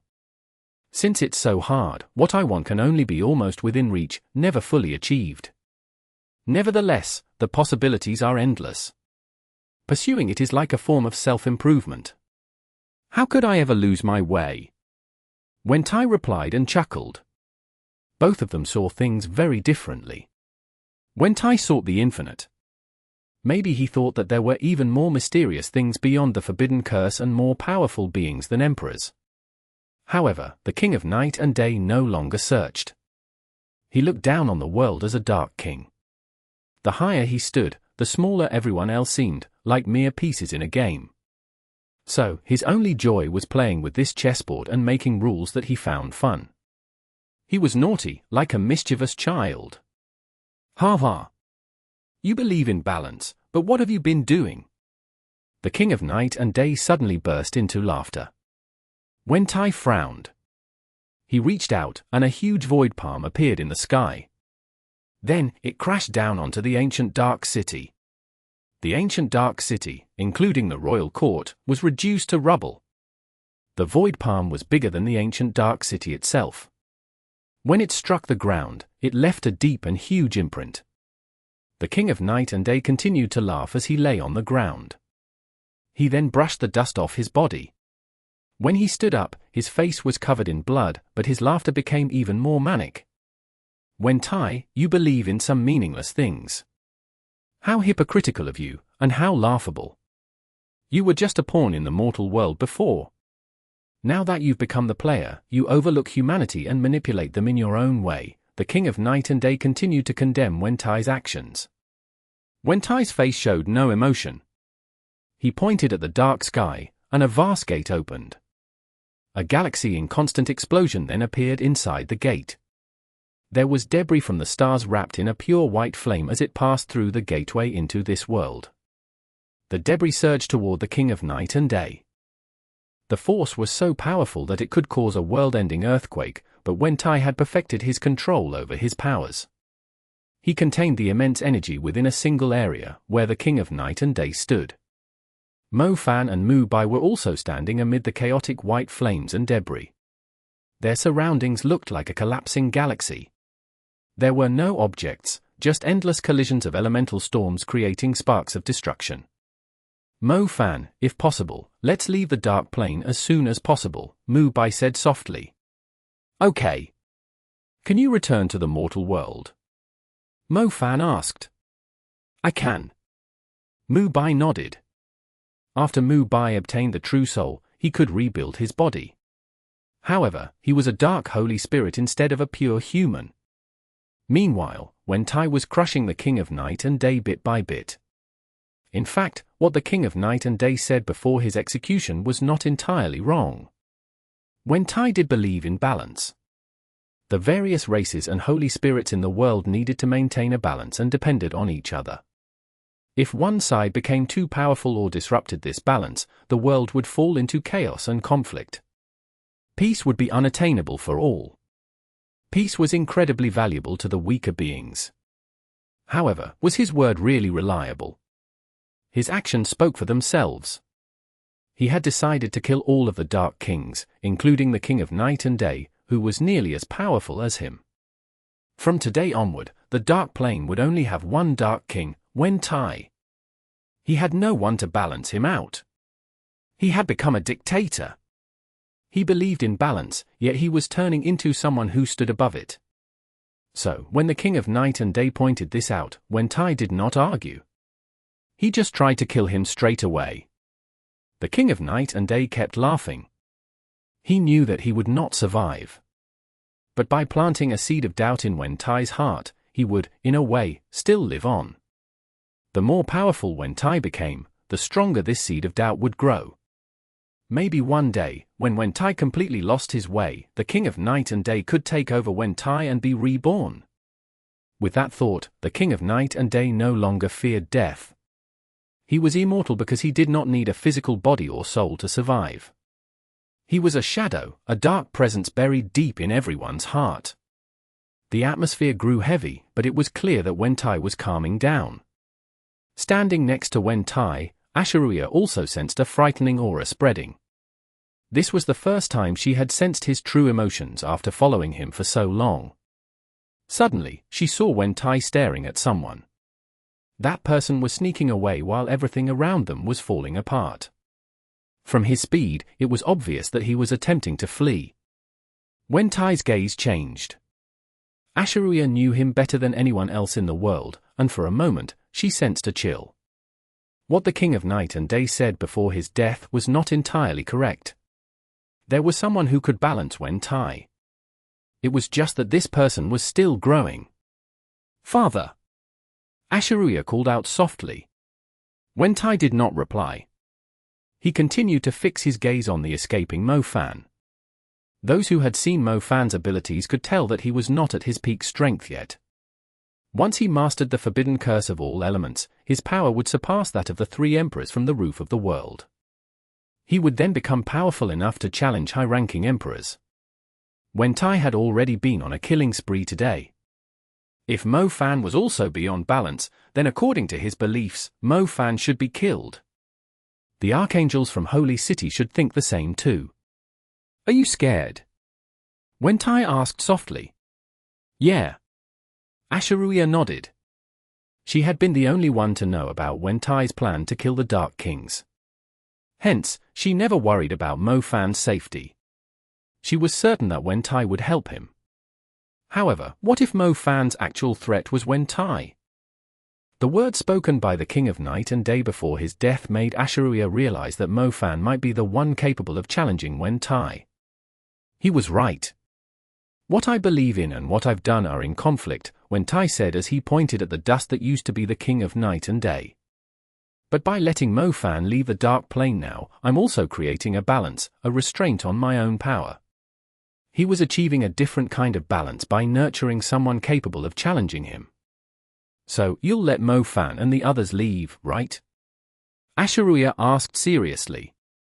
Wen Tai sounded calm, but the cold glint in his eyes unsettled Asheruia. Ultimate power and supremacy were tempting. After all, if he killed Mo Fan, no one would challenge his position as the Dark King for thousands of years. "Don't worry about me," Wen Tai reassured Asheruia gently. "I need you to look into my eyes," Asheruia insisted. Wen Tai kept staring at Mo Fan, who was trying to escape. How could Asheruia be at ease? After a while, Wen Tai looked away and turned to her. Although she had grown up, to Wen Tai, Asheruia still looked like the girl he had adopted years ago. Despite her soft features, she had a determined look in her eyes. Looking at her, Wen Tai smiled slightly and said, "Ever since you started following me, you've never questioned my beliefs or actions. This is the first time you've doubted me. I? Asheruya hesitated. If he's in your heart, why not be brave for once? This isn't like the Asheruya I know, Wentai said. I'm following my true feelings in my own way, Asheruya said seriously without feeling shyness. Oh, I understand. It's like what I'm obsessed with. I can get closer and closer, but I can never reach it, right? Wentai asked. Asheruya was caught off guard by his words. Yeah. Without realizing it, Asheruya had also chosen a path that would never have a clear end. Even so, she would not stop. I won't harm him. Wentai looked again in the direction Mo Fan had fled and said, in a few years, I'll need him to balance me. Chapter 3158. Pearl Institute will always be your home. After running for miles, Mo Fan and Mu Bai were all sweaty. Honestly, if Wentai had not held back a little, none of the beings there would have survived. However, kings like him were unpredictable. Wentai might be kind to you one moment and have you executed the next. Wentai had many things to deal with, and since Mo Fan had completed his task, he did not need to stick around. Wait. Aren't we missing something? Mu Bai suddenly looked back and saw a huge chunk of land floating upside down in the distance. Mo Fan slapped his forehead. Oh, no. He had forgotten about her. Wait for me. I'll get Asheruya back, said Mo Fan. Mu Bai's expression darkened, and he said seriously, didn't you say you came with old Zhao? Ah. Mo Fan realized in shock. While they debated on returning, they spotted a large blue whale glowing faintly on the shattered horizon. Upon closer inspection, they realized that it was the wandering Little Green Kraken. Little Green Kraken was incredibly loyal. Despite all the chaos, it managed to locate Zhao Manyang and bring him back. Wagging its tail, it skidded on its belly and came to a stop in front of Mu Bai and Mo Fan. Zhao Manyang looked exhausted. He had either been drained or knocked out by a powerful force. He was sprawled out on Little Green Kraken's back and barely conscious. Hey, wake up, wake up! Mo Fan kicked Zhao Manyang a few times. Zhao Manyang jolted awake and immediately got ready to fight. It was as though he feared that he would lose something precious. Bro, thanks for remembering to rescue me. Let's get out of the dark plane as soon as possible. Zhao Manyang was about to lose it. Mo Fan and Mu Bai were too embarrassed to explain. They only nodded repeatedly to show that they were determined to stick together through anything. If only Little Green Kraken could talk. Look over there. Mu Bai suddenly pointed at a corner in the sky. It was a mess, with broken lands and mountains floating without gravity. It appeared that the dark plane had fallen into disarray because of the fighting. However, amidst this chaos in the sky, there were huge waves of the galaxy of the Yin energy god. The waves looked like clouds at first, but as they covered the sky above them, it made them feel suffocated. We're screwed! Zhao Manyang yelled. He still had a lot of life left to live. His dreams of exploring the world had already been cut short in the United Kingdom. There were still so many exotic countries he wanted to visit. How could he end up buried forever in the Dark Plains galaxy of the Yin energy god? Mo Fan. Mu Bai gave Mo Fan a hopeful look, but he just shrugged. Unfortunately, he was out of extraordinary power. His demon element power was fading, and he was back to being an ordinary double elements mage. The power of the waves was as strong as a full force strike from 5 water element forbidden mags. Mo Fan had no strength left to resist. Who knows where we'll end up? Mu Bai sighed heavily. He had thought that they could escape, but they were facing yet another disaster. The trio then glanced at Little Green Kraken. They had no choice but to cling to this small boat. No matter where they ended up, they had to accept it. Just as they felt defeated, a figure suddenly emerged from the waves.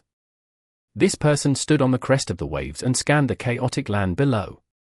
Finally, his eyes locked on the 3 young people on the ground. He flew toward them on a water sword at a speed that was faster than the roaring waves. The waves covered thousands of miles, like an additional layer of sky. But despite its vastness, the person flying on the water sword looked grand and towering. Ding Xiao!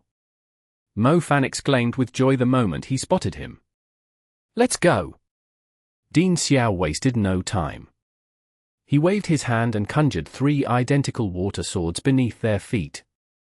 The waves roared and covered them like collapsing mountains. Ding Xiao's beard fluttered in the wind as he grabbed both ends of the sky and tore it open. Then, a massive canyon appeared amidst the terrifying waves. It was incredibly deep, and at its lowest point, it revealed the ocean floor in the mortal world. The dark ocean trench indeed connects to the dark plane. Only water element forbidden mags can pass through. Follow me. Ding Xiao looked at the sky canyon and flew toward it on his water sword. The 3 other guys followed closely, with little green kraken bringing up the rear.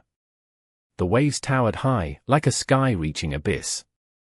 As they soared into the sky, Ding Xiao kept tearing apart the curtain of the galaxy of the Yin energy god. His incredible power amazed Mo Fan, Zhao Manyang, and Mu Bai. What level had Ding Xiao's water element forbidden curse reached? It was different from Zhao Manyang's. With how powerful Ding Xiao was, even if when Tai hunted them down, he would not be able to stop Ding Xiao from taking Mo Fan and the others away. The vast and mighty galaxy of the Yin energy god became Ding Xiao's plaything. He could move it in any direction he wanted. At first, it was wild and raging, but it gradually calmed under his control. The dark plane's aura has grown stronger. What's going on? Ding Xiao asked. Well, it's like this, Mu Bai started explaining. It's like this. We used our wisdom and strength to defeat the 8 Dark Kings. But when Tai had been hiding his true power, he absorbed the dark energy of the other fallen Dark Kings and became the plane's sole high-ranking emperor. Exhausted, we had to retreat temporarily. Once we've rested and regained our strength, we'll return to the dark plane and challenge him again. Mo Fan said truthfully. Zhao Manyang had seen Mo Fan fighting the Duke of Shadow. Unfortunately, after Mo Fan defeated the Duke of Shadow, Zhao Manyang passed out and had no idea what happened next. He admired Mo Fan's bravery and gave Ding Xiao a look that said, that's exactly what happened. Ding Xiao listened but felt that something was off. Even though he did not know much about the Dark Plane, he knew that the Dark Kings were middle-ranking emperors. Any one of them could challenge the 3 emperors from the roof of the world if they came to the mortal world. Mo Fan took down 8 of them in one go? Perhaps the Dark Plane was only rumored to be terrifying. In reality, it was weak and deteriorating. Wen Tai's dictatorship could be good or bad for the mortal world. Ding Xiao did not think this was good news, though.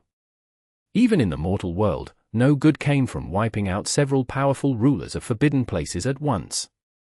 The demon empires kept each other in check. Without this balance, there could be no safe areas or civilized cities. The ocean demons were running rampant because the influence of the Antarctic's emperor was weakening. When the emperor was strong, the ocean godly horde could not act so recklessly. Similarly, if the ocean godly horde became too weak, the Antarctic's emperor and the desert's emperor might freeze or turn the whole world into a desert. Humans needed diverse environments to live. So, if there was freezing, desertification, or ocean flooding, it would be bad for humans. This balance also existed on land, among beings of emperor level, monarch level, and leader level. The demon empires, demon tribes, and demon clans were not excluded either. Ding Xiao, with 8 Dark Kings dead, black magic might decline for hundreds of years, Mu Bai reminded. Yes. That's because the essence of black magic is to serve, Ding Xiao agreed. Don't worry. I've mastered advanced dark techniques. I can't speak for other countries, but in our country, black magic will definitely flourish, Mo Fan said confidently. The Bright Blood King was still alive. Even if she gave up her divine status for Wen Tai, it would not affect their collaboration. After the battle for control of the Dark Plane, Mo Fan realized that the Bright Blood King was the most genuine and reliable ally. She cared more about preserving black magic. Power and conflict did not interest her at all. Eventually, they broke through the galaxy of the Yin energy god. Although they were moving upward, they ended up at the mortal world's ocean floor. The cold, dark trench was filled with skeletons. The dark plane lay beneath this thick layer of corpses, so it was truly hell. Dean Xiao finally showed a hint of exhaustion. Nevertheless, he successfully brought the trio and little green kraken back to the ocean's surface. While the sky was dark, rays of light shone down onto the sea and formed a beautiful display of light beams. These ordinary beams of light filled Mo Fan, Zhao Manyang, and Mu Bai with immense joy. They were seeing daylight again. This was what it felt like to be alive. That person over there is watching us. Mu Bai was sharp, and he immediately noticed a slim figure standing in the distance. The light from the clouds illuminated the mysterious figure. They could not see her face, only her silhouette, which looked alluring and mysterious. "It's Lingling-Maiya," Zhao Manyang softly said. For some reason, he felt immense pressure from his former classmate. It was hard to say if the soul inhabiting the body really belonged to Lingling-Maiya. After all, the disaster brought by the sea's undead occurred at the city's riverbank. "Child, you don't have to stay trapped underwater.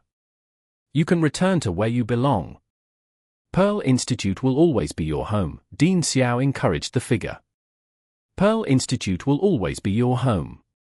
These words seemed to touch the lifeless figure. The light in her eyes made her look like a simple and pure young girl. She just looked at Mo Fan, Dean Xiao, and Zhao Manyang. After a while, the figure, who resembled Lingling-Maiya, spoke, "I know, and this is my decision." After that, the figure dove into the ocean depths like a mermaid. She embraced the endless darkness and cold despair of the ocean floor. Lingling-Maiya vanished, and it seemed like she would never appear again. Mo Fan knew that Lingling-Maiya had chosen to be alone forever, but she would always keep hope alive in her heart. She was confronting the undead in her own way. She was protecting the city, the academy, and the home she deeply cherished in her own way.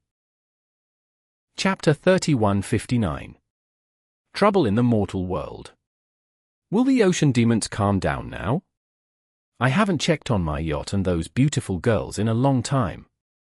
Since the ocean became dangerous, I had to give up this relaxing and healthy activity. I really miss it, Zhao Manyang said. He looked tired, but there was a sparkle in his eyes. They might stay quiet for a while, but there's no guarantee that they won't return. Even without the King of Night and Day controlling them, the ocean demons have grown very strong in recent years. Plus, they have powerful leaders like the Ocean Godly Horde. The coastline will probably always be on alert, Mu Bai said. The Ocean Godly Horde's desire to invade the land would never go away. Even with the Cold Moon Evil Eye defeated, coastal areas of various countries would still face many ocean demons' attacks. Resources were limited, and too many demon tribes would eventually go to war with humans. It's okay. The waters around Fanshui Mountain are safe now. The blue sea trees have even formed a blue forest on the ocean. It acts as a natural barrier and looks beautiful. It's almost becoming a tourist spot, Mo Fan said. That's great. My yacht can finally go back to the ocean. I can sail, enjoy the sunshine, fine wine, and hee-hee, Zhao Manyang said with a chuckle. Hee-hee. Mo Fan also chuckled. Since the ocean was calm, they should enjoy the peace they had earned. After all, they had done something impressive. Mu Bai was speechless. These two were already thinking about yachts, sunshine, and beautiful girls even though they were still in dangerous waters. Most people who escaped the dark plane would be traumatized. They would lose their appetite and have nightmares. In some serious cases, they would even hurt themselves and get a mental breakdown. Mo Fan and Zhao Manyang did not seem affected. However, Mu Bai kindly reminded them that there could be side effects from leaving the dark plane. It was easy for the mind to be affected by darkness. The trip was a huge success. Mo Fan's shadow element had advanced to the Forbidden Curse level. As a double element's forbidden mage, hardly anyone in the world could challenge him, even without his demon element. As long as he did not provoke those from Roof of the World, he would be fine. With that said, he was obviously not afraid of trouble. If anyone dared to attack, Mo Fan would fight back fiercely. He would tell them that his father-in-law was a high-ranking emperor. When Mo Fan returned to Fanshui Mountain and saw the city thriving, he felt emotional. Most people did not know that he had done something huge. He had defeated a powerful ally of the ocean demons. This was good. With the advanced black magic he brought back, he could improve the country's magic schools. The threat of ocean demons had made it hard to advance magic education in recent years. They finally had some peace. In a few years, more talented mags would emerge and be ready to take on responsibilities. This had always been the way. There would always be challenges in a world with magic, but constant growth was essential for survival. Even Mo Fan would grow old someday. The magical blue sea trees looked stunning under the soft sunlight. Sightseeing boats were moving through the blue forest that grew on the sea. Some of the trees' roots and branches were unique. They intertwined to form paths that people could walk on. With green waves below and dreamy blue trees around, it felt like being in an elven sanctuary. The place looked especially beautiful at sunset. People had not been this close to the ocean in a long time. They had almost forgotten that the nearby sea used to be a paradise. Woo! A silver-white yacht was gracefully sailing in an S shape between the trees. A group of beautiful college girls was also standing on the wooden deck. They were dressed in light, breezy clothes, and their long hair flowed in the wind. Their healthy, glowing skin was visible under their sheer sun protection clothes. Their lovely figures were sensual, and their sunny, confident smiles were captivating. They drew many glances from the onlookers around them. Being rich is so nice. When I make it big, I want to rent a yacht and have fun with some models like them, a young man who looked like a student said with admiration. HMPH.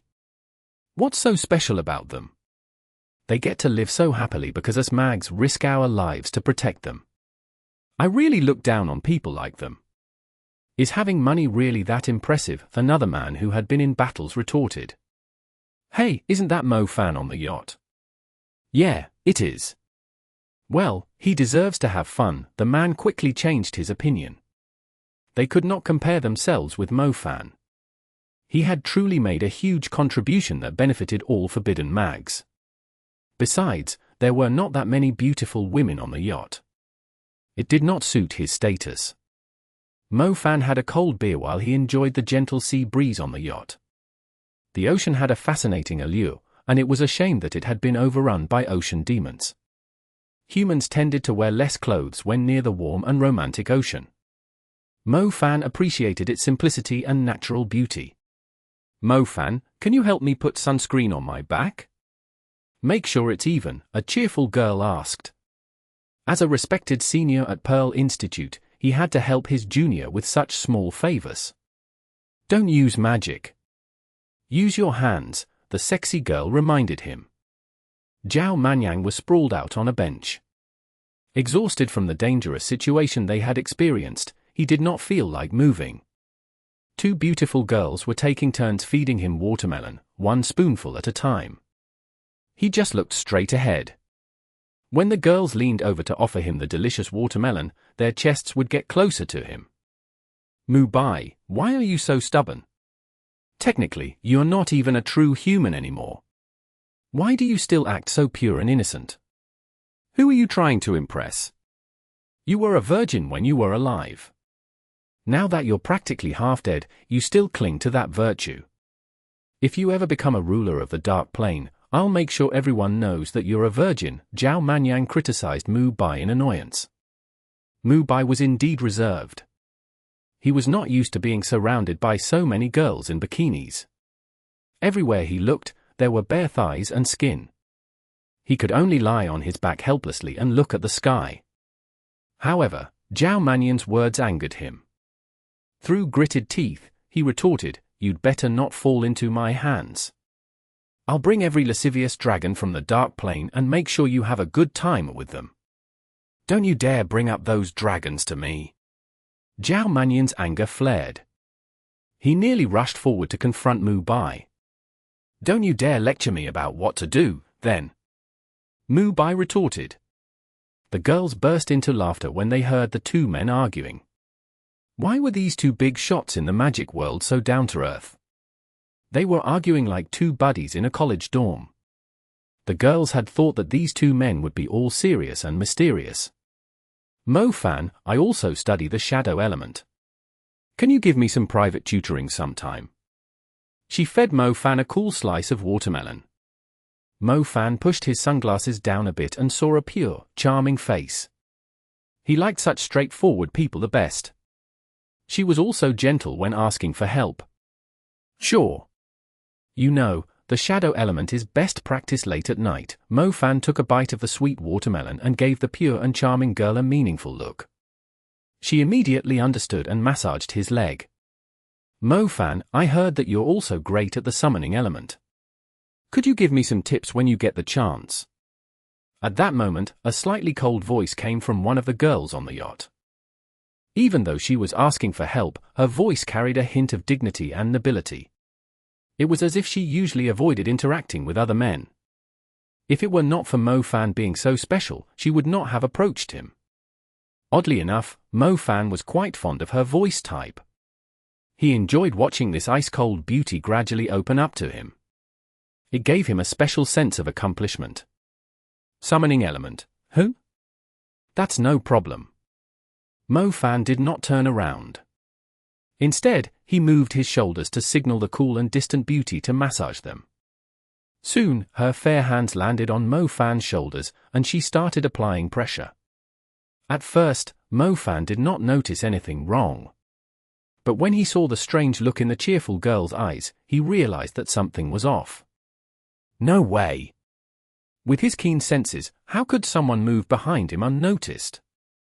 Whoever it was, they must just be someone who resembled that ice-cold beauty from earlier. Hey, I know I said that I could teach you the shadow element late at night, but I realized I'm a married man now. It wouldn't be appropriate for us to meet so late, Mo Fan said seriously. I don't mind, the pure and charming girl replied. I'd rather not. I was joking earlier, Mo Fan said with a forced smile. But you've done it before, haven't you? The girl's smile grew brighter. There was a hint of shyness and innocence in her eyes, which shocked Mo Fan. He suddenly realized something and looked at her with surprise. Both girls were suspicious. Apers. Mo Fan finally figured it out and pointed at the girl who wanted him to give her late-night lessons. When he called out her name, the girl's appearance immediately changed. Her captivating eyes turned into a unique golden color. She was pure, charming, alluring, and seductive, especially in her cute swimsuit. The bikini top was too small, and her big chest was almost bursting out of them. It was incredibly tempting. You? How? Mo Fan's mouth dropped open in shock. He was unable to speak for a while. The pure and charming girl, who had been flirting with him all along, was actually Apers. How did she manage to fool him? That shameless snake actually. I know you just returned from the dark plane and need to relax. Apers happened to come to Fanxue Mountain, so I asked her to keep you company. How does it feel? The cold and familiar voice behind him spoke up. She kept massaging his shoulders like a devoted wife, and the pressure was perfect, not forced at all. Yet, for some reason, her icy tone made Mo Fan break out in a cold sweat. He had not felt this tense even when facing the figures in 8 directions. Oh, no. He had survived the hellish dark plane but could not escape the trouble waiting for him in the mortal world. Chapter 3160. Time is not scary. Mo Fan was sweating heavily and feeling very confused. Apers had a contract with him. How did she manage to avoid his detection? On top of that, she had disguised herself as a sexy girl and successfully fooled him. Mo Fan, spending too much time on the dark plane can affect your mental state. You'll feel tired, Mu Bai kindly reminded him. Was it because he had spent too much time on the dark plane? Was his fatigue weakening his senses? It's also possible that we've gotten stronger, Apers said with a smile. All right, you win. I didn't want to come, but I had no choice. The dark plane traumatized old Zhao. If we didn't help him get over it, he might never be normal again. For his future happiness, I had to come along. Mo Fan quickly came up with an excuse and blamed everything on Zhao Manyang. Zhao Manyang widened his eyes in disbelief. When he mentioned inviting some girls, Mo Fan even suggested inviting some from Pearl Institute. According to him, they should keep the invites within their circle. He was not going to take the blame alone. I can confirm that. A lecherous dragon on the dark plane traumatized Zhao Manyang. He might even have nightmares about that dragon, Mu Bai added. I told you not to mention that dragon. Zhao Manyang snapped and lunged at Mu Bai. He grabbed half a watermelon and smashed it on Mu Bai's face. Mu Bai's face was instantly covered in red as if his head had been split open. You be *starred. I'll drown you. Mu Bai grabbed Zhao Manyang by the neck and pushed him toward the sea. You idiot.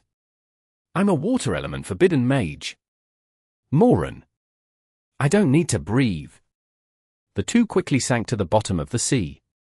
Mo Fan could not tell if they were genuinely fighting or just using it as an excuse to leave. All of a sudden, he was left with a group of girls and no way to leave the yacht. It's Mu Ningxue. Hi. Would you like some watermelon? It's already cut. We also have chilled fruit-flavored beer. It's non-alcoholic. One of the girls politely approached her and tried to be friendly. Should we jump off the boat too? Another girl with curly hair joked awkwardly. Mo Fan was speechless. Did she think it was funny? Soon, the girls wisely moved to the second floor of the yacht. They left the sunny and spacious third floor to Mo Fan. Fortunately, besides helping Apers apply some sunscreen, Mo Fan had not done anything inappropriate.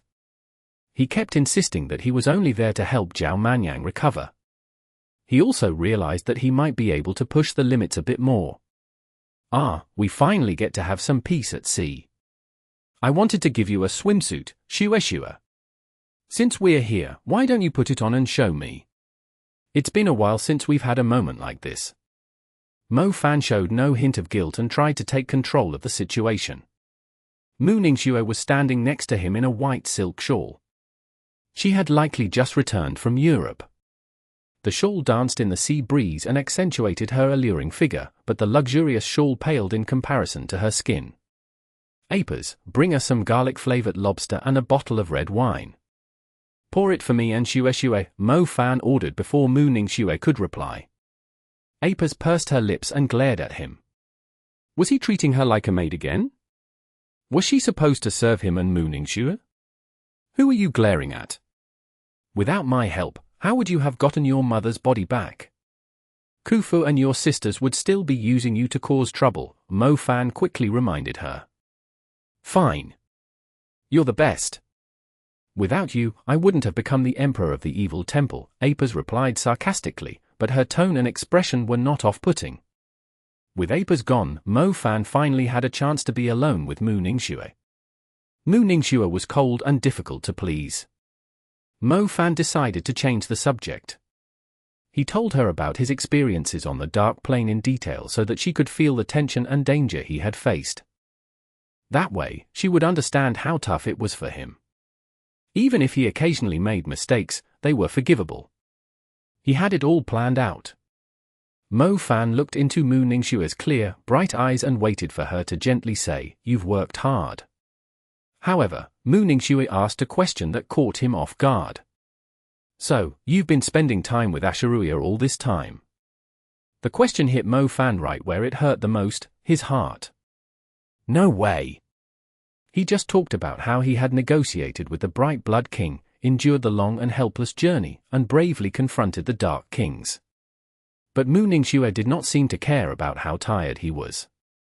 She only focused on what happened between him and Asheruya. Whom? Actually, Asheruya lured me to the Dark Plane. Her real goal was to aid Wen Tai in his extermination plan, Mo Fan quickly explained.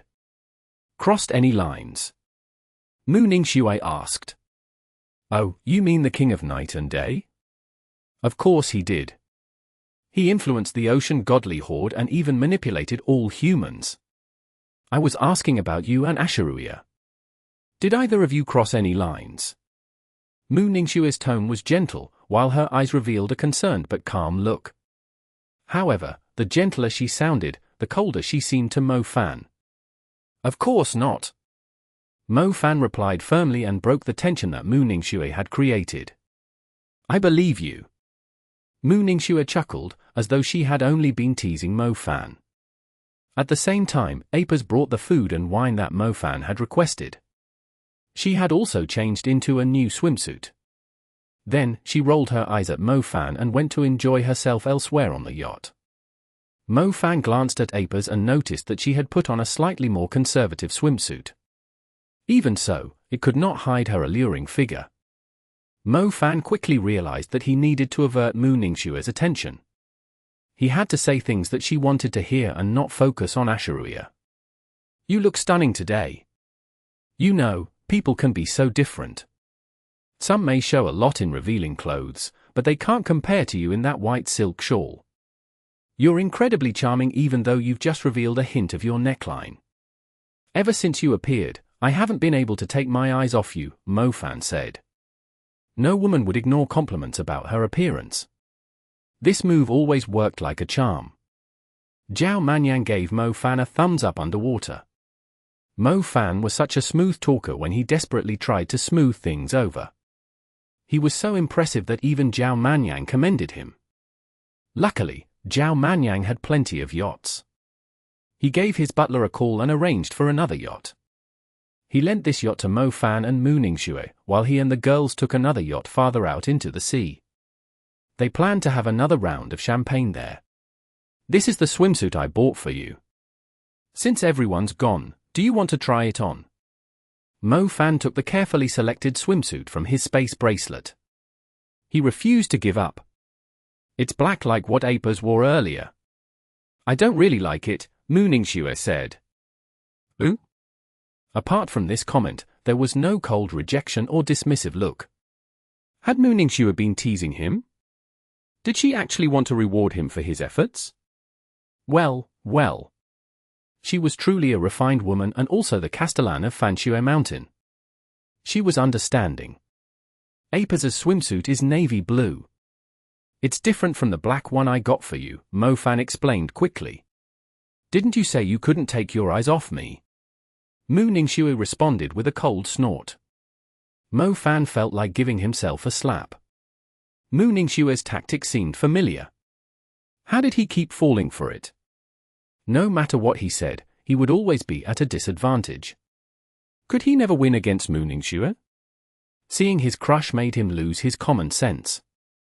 Even though Mu Ningxue was already his, her unattainable aura still made him feel inferior. Alas, it was all due to his youthful obsession. Compared to the Dark Plane's mental contamination, Mu Ningxue's gentle suppression was clearly much stronger. It seemed that Mo Fan would not get to see Mu Ningxue in the black swimsuit today. Nevertheless, no matter what she wore, it always matched Mo Fan's taste. All of them struck Mo Fan's heart in different ways. For example, today's mermaid-style dress and white silk shawl were graceful, elegant, and stunningly beautiful. Mu Ningxue had probably rushed back after an important meeting, so she did not have time to change into casual clothes before meeting Mo Fan. She still cared about him. Mo Fan went from feeling anxious to feeling touched. The dark plane was dark and filled with despair and death. Compared to the serene afternoon sea and the company of a beautiful woman, it felt like hell and heaven. Perhaps that was what it meant to keep growing in strength. Shue, I used to be scared of getting old. I always thought that getting old meant losing my energy. With how I am, being in an old body with limited mobility would make me feel sad and less happy. But now, I'm not so scared. Even when we're old, we can cuddle together, hold hands, watch the sunset, sleep in each other's arms at night, and wake up to see each other's faces in the morning. When I think about that, getting old doesn't seem so bad. Mo Fan started to relax. His words sounded more genuine and somewhat adorable. They were not playful as they were before. Mu Ningxue looked at Mo Fan and gently kissed the corner of his mouth. That's what I wanted to hear, Mu Ningxue said softly as her lips brushed against his. Mo Fan was briefly surprised, but then he leaned in to reciprocate her kiss. Even though he momentarily thought about bringing up the black swimsuit again, he decided against it to avoid spoiling the intimate moment. As one grew stronger, one became more aware of the power of time. Mo Fan understood that no matter how strong he got, he could not stop time from passing. But did it matter if time passed? Did it matter if he grew old?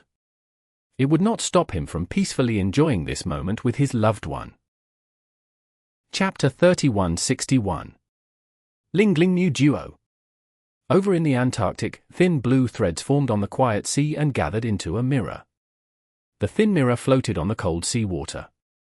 Then, it slowly turned into thick glacier that covered the vast, icy waters. This icy coldness kept spreading. In a few months' time, it was already affecting the whole world. Many parts of the blue sea trees in the Fanshui mountain area were visible in China. These trees kept the beaches clean by absorbing ocean silt.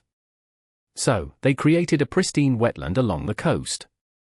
After the restless sea settled down, the ocean demons had a smaller area to move around.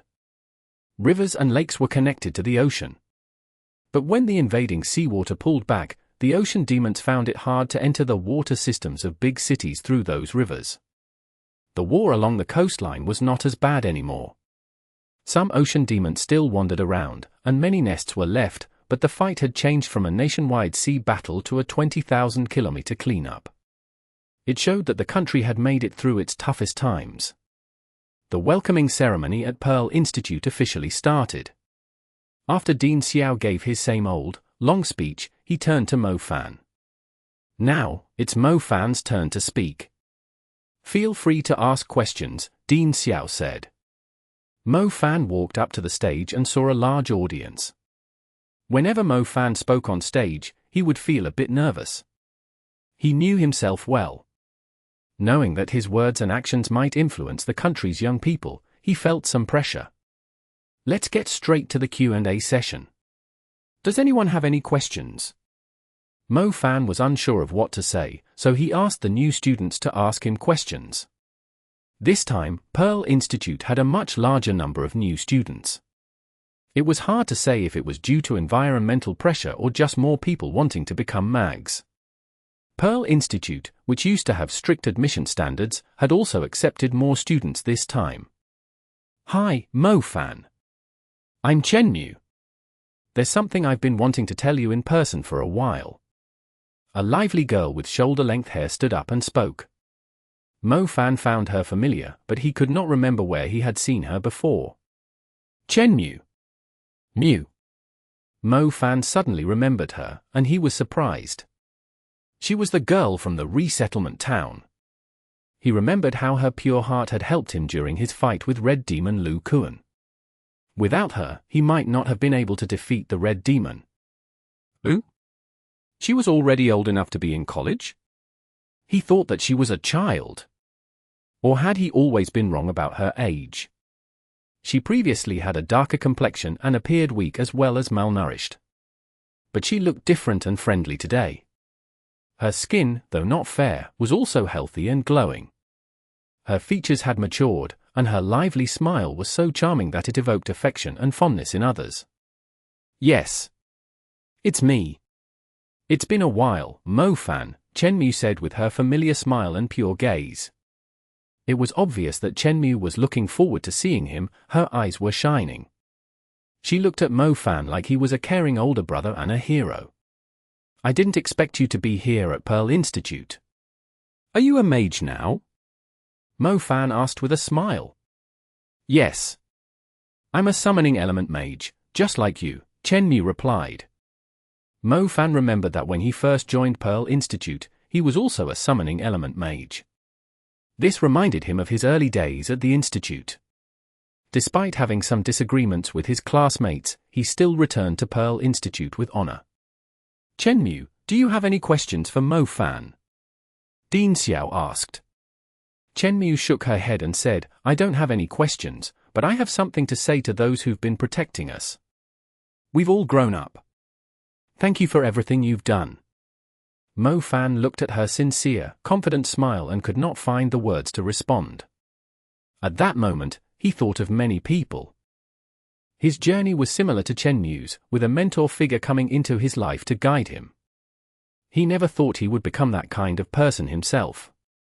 Her simple words almost brought him to tears. As he got older, he found himself more moved by such sentiments. In the end, Mo Fan could not even remember what he had said. Even though Dean Xiao's speeches were the same every year, Mo Fan finally understood the meaning of legacy.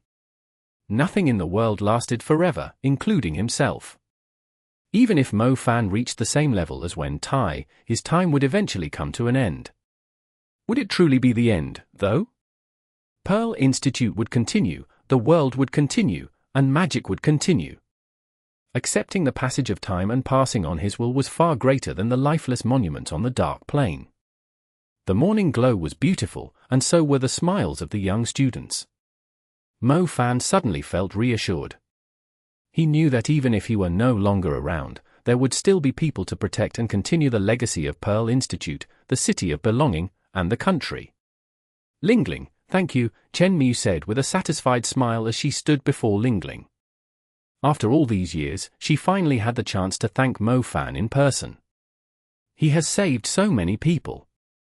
But very few have set Pearl Institute as their goal and insisted on thanking him in person like you, Lingling said. Chen Mu just smiled in response. She was happy about fulfilling her long-standing wish. I've seen your grades. They're excellent. You're doing better than many of your peers in the fire element and summoning element. If everything goes well, you'll also be an outstanding graduate. You might even have a chance to participate in the World College Tournament, Lingling said. In fact, Lingling was not much older than Chen Mu. However, Lingling was a senior student and Mo Fan's right-hand woman. She had much more experience in social and combat situations than Chen Mu. While she was a student, she usually attended meetings with people at Dean Xiao's level. Yeah. It seems like I have talent. I also work hard, Chen Mu replied. You're skilled in battles. I've seen your records. You already have a hunter badge, and your level isn't considered low, Lingling said. Yes. I joined a few hunter teams in high school and carried out some missions on the outskirts during the Ocean Demon War. Chen Mu nodded. Your experience is impressive. You're a promising hunter, Lingling said as she flipped through Chen Mu's file. The student's resume was quite ordinary. It only showed that Chen Mu was a top student. But after reading through the other information about Chen Mu, Lingling felt like she had found a treasure. Chen Mu might appear weak and naive, but she had remarkable wilderness experiences comparable to Mo Fan when he first joined the school. What was even more impressive was that she had been specially recognized for hunting down a ruler-level ocean demon. With such an achievement, Pearl Institute would have been eager to admit her, regardless of her academic performance. No wonder Dean Xiao had mentioned her multiple times and encouraged Lingling to interact with her more. I got you 2 ice creams. The milk tea flavor is for you, and the mango flavor is for you. Mo Fan walked over from a corner of the park.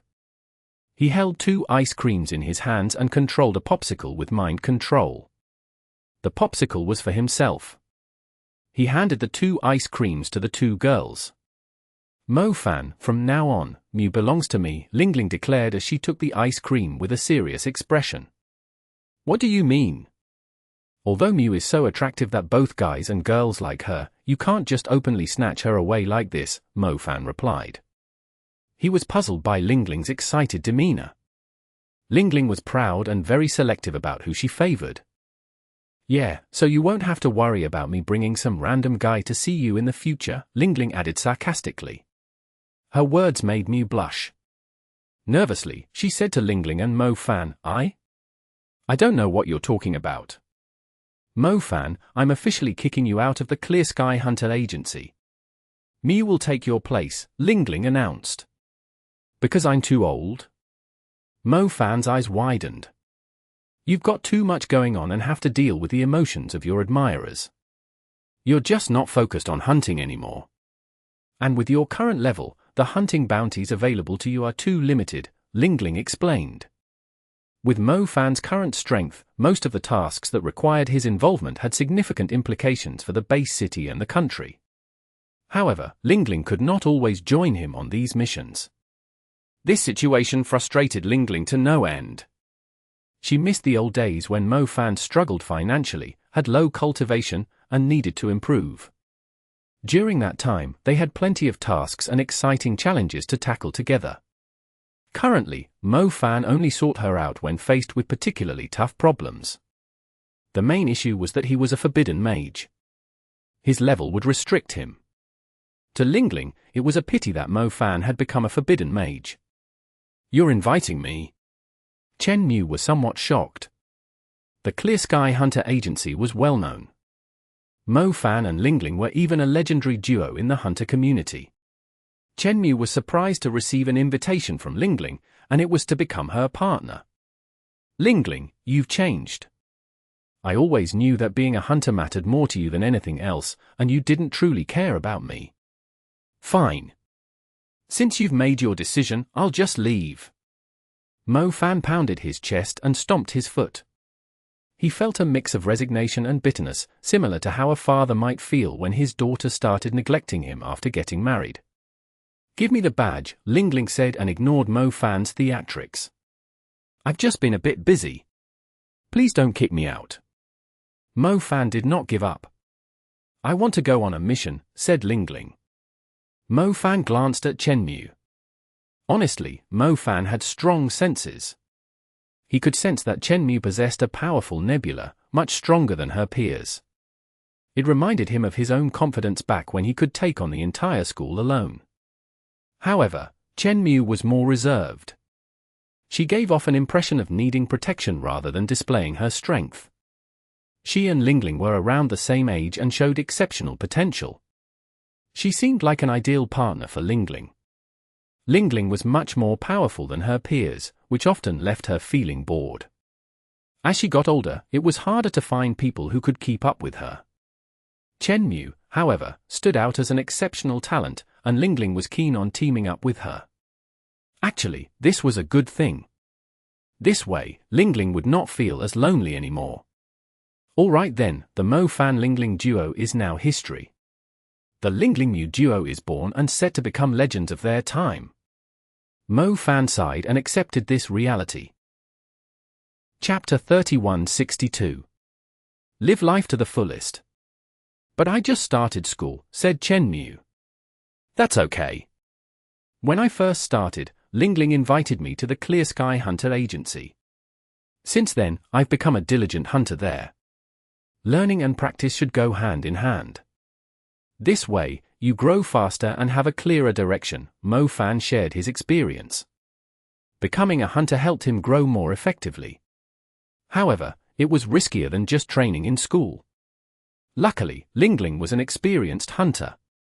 With her guiding Chen Mu, she would be safer. In that case, we should start with something simple. After all, I'm still just an intermediate mage. Chen Mu felt encouraged. Simple tasks aren't challenging and won't help you improve much. Even after the tide goes out, there are still many waterways in the eastern part of the country that have nests and remnants of ocean demons. The World's Hunter Association, security forces, and various community-based magic organizations are working on the river cleanup project, so our main focus will be this project. Lingling had already done her research and possessed a clear direction. "Lingling, that's amazing." Chen Mu, who had just started college, was often confused about many things. As such, she admired Lingling's detailed planning. Lingling's best skill is paying attention to small details. Don't underestimate the tasks she's chosen. Even if she's tracking small demons, they are often scary and associated with dangerous situations or plans. "Do you know Zhumeng from the threat elimination strategy? He often seeks advice from Lingling," Mo Fan explained. Mo Fan looked at the tasks Lingling had chosen and realized that they were not very difficult. If Lingling and Chen Mu were to team up, Lingling would start by helping Chen Mu practice and get used to certain tasks. Lingling would quickly get into her rhythm, find hidden dangers from small details, and try to prevent big problems from happening. So, she needed a partner who might not be strong at the moment but had a lot of potential to improve. Chen Mu was a good fit, and Lingling was confident that she could help Chen Mu become highly skilled in a short time. That's really amazing. Lingling, I'll work with you from now on. Chen Mu nodded. She felt incredibly proud to be Lingling's partner. Mo Fan, remember those salamanders we encountered at Dongting Lake? Lingling asked. Of course. What about them? Mo Fan nodded. What about the white disastrous cloud? Lingling continued to ask. Yeah. I remember it too. But aren't they two different species? One lives in inland lakes, while the other in the ocean, Mo Fan replied. For a long time, ocean demons and river demons had little interaction. However, according to reports from the World's Hunter Association and investigations by the Demon Monster Research Institute, oceanic genes have contaminated inland water demons. This contamination has led to a significant increase in demon eggs within inland water systems. These eggs are hybrids of ocean demons and inland water demons, and they have evolved into amphibians or even species that can survive in 3 environments in recent years, Lingling explained. Gene contamination. In simpler terms, it's crossbreeding. But calling it crossbreeding doesn't quite capture how serious it is. It's more like a mutation occurring after crossbreeding, Lingling explained. That sounds scary. Mutated species are usually tough to deal with. Since we don't know much about them or their abilities, our teams could easily get wiped out when facing them. Mo Fan expressed concern. That's why we can't ignore this. Since you can't join me in my investigation, I'll have to take Mew along. Besides, this situation is still in its early stages of development. The investigation will take time. Once I'm sure that there's a serious problem, I'll let you know, Lingling said. I get it. You don't really want to kick me out of the team. That works for me. You and Mew can check things out first. If you can handle it, great. But if you find a big problem, report to Zhu Meng. If Zhu Meng can't fix it, let me know. Mo Fan nodded. Chen Mu ate her ice cream and listened closely. It dawned on her that she had entered an extraordinary group. Her actions were not just about benefiting herself anymore. Maybe she could make a difference in the safety of big cities and the entire eastern area. She would be investigating the mutated species born from ocean demons and river demons. I used to wonder why ocean demons were so intent on infiltrating inland water systems. But now, it's becoming clear, Lingling said. Yeah. It's something we can't ignore. Mew, this tough task is yours. Mo Fan patted Mew on the head instinctively. However, Chen Mew was not short, and she had grown into a fine woman. So, Mo Fan quickly withdrew his hand. I'll follow Lingling's lead. Chen Mew nodded. What about you? What's next for you? Lingling asked. I'm planning to take a few trips to Antarctica. The Antarctic Emperor has regained full strength. The Holy Judgment Court used to think that the Antarctic Emperor was behind the Ocean Godly Horde's worldwide tidal attacks. But it turns out that the Antarctic Emperor was a victim. Now that it's back to full power, it's freezing large areas of the ocean, which is lowering sea levels and giving us some relief along the coast. I need to work on building some ties with it, Mo Fan explained. Ooh? But don't we usually try to take down these roof of the world emperors whenever we can? Why would we want to befriend them? Chen Mew asked in confusion. Mew, most of the time, the world needs balance. The Antarctic Emperor, the Lord of Sahara, and the Ocean God keep each other in check. If one of them gets too strong, it can lead to big wars between demons or between demons and humans. That's why, sometimes, instead of finishing them off when they're weak, we protect and help them to keep things balanced. But we also can't let them get too powerful, Mo Fan explained to Mew. Oh, I see. I thought once we were strong enough, we could get rid of them, Chen Mew replied. Have you ever wondered why there are fewer wars among humans in this era? It's because demons help keep us in check. Otherwise, countries with their own magic powers would start conflicts. Human wars can be even more brutal, Mo Fan explained. Chen Mew nodded, even though she did not completely get it. She had never thought about it that way before. Don't worry about these things. We'll handle them, Mo Fan reassured her. Okay. I'll focus on training hard. I'll help out in the future, Chen Mu said. Mo Fan walked into the spicy lobster restaurant and instantly felt happy. It had previously closed down because of the ocean demon's invasion. Surprisingly, it was back in business after the demons left. Old Zhao, you look really tired. Did the yacht party tire you out? Mo Fan asked Zhao Manyang after he saw his pale face. The galaxy of the Yin energy god is cursed. Spending so much time there drained my energy, Zhao Manyang replied. How are you going to date girls from all over the world if you're so weak? Mo Fan joked. Don't worry. I have a special family remedy. After some time, I'll be back to normal. It's pretty effective. Want to give it a try? While you're not as carefree as me, you've got plenty of female friends. It wouldn't hurt to give yourself a boost. After all, we're not in our 20s anymore, Zhao Manyang suggested. I don't need it. I'm pretty healthy.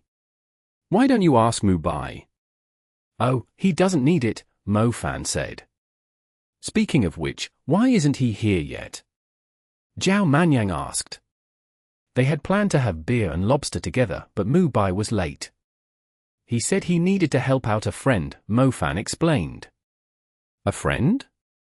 With his loner attitude, who else would even hang out with him besides us? Zhao Manyang asked. He. It's a married woman from the Mu family, Mo Fan replied. Zhao Manyang quickly caught on. So, he's into that type, who? Let me guess. It's Mu Shumian, right? Zhao Manyang grinned mischievously. I heard from Mu Ningxue that even though Mu Bai and Mu Shumian aren't blood-related, Mu Shumian is Mu Bai's aunt. Mo Fan also chuckled mischievously. Oh, she's his aunt? That's juicy. Zhao Manyang's face lit up with a bright smile as he took a bite of lobster and listened to the gossip. From now on, we can't call him a cunning virgin anymore. Call him an aunt's pet, Zhao Manyang suggested casually. Mo Fan was at a loss for words. Zhao Manyang really had a way of making things awkward. Who's an aunt's pet? A sweet and lovely voice rang out. It sounded quite captivating. Mo Fan turned around to see a woman in a black gauzy dress sitting in the empty seat next to them. Her fair skin was visible through the sheer fabric of her dress. Although some parts were covered, her stunning figure was still noticeable. This sight instantly left everyone hungry for more. Yi Tsuehua! Mo Fan exclaimed in surprise. It's Yi Meng. There was hostility in Asheruya's eyes as she corrected him firmly. Right then, a waitress hurried over with the menu. Good day, Mr. Mo. How can I help you? Get us 3 more pounds of headless spicy lobster. We have another friend joining us, Mo Fan told the waitress named Yi Tsuehua. Sure thing. The waitress took note of the order and went off to the kitchen. Mo Fan then turned his attention back to Asheruya. He grinned slyly, with a mischievous glint in his eye. Asheruya could not believe that there was actually someone named Yi Tsuehua in the restaurant. She thought Mo Fan was teasing her. Come on. Let me pour you a drink. Mu Bai stood us up anyway. I brought some ice-cold malt beer. Zhao Manyang quickly opened a bottle for Asheruya. What were you guys talking about earlier? Something about an aunt's pet? Who were you referring to? Asheruya asked curiously. Well, it's a bit complicated. By the way, you should work on your Chinese. It's a fascinating language with a lot of depth. If you get to stay here for a while, you'll get to feel the unique charm of our country, Mo Fan replied. Sounds good. I don't have anywhere else to be anyway, Asheruya said with a smile. No. You can't stay here. Zhao Manyang shook his head and reminded Asheruya, Mu Ningxue's around, but she's quite busy. You can wait until she's away on a business trip.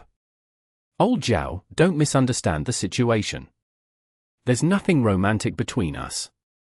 We're just friends.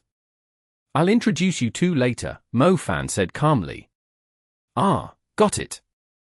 Sneaking around doesn't lead anywhere good. It's better to be open about it. I think Mu Ningxue is quite understanding. Since she's often away on business trips, someone else should keep you company at home.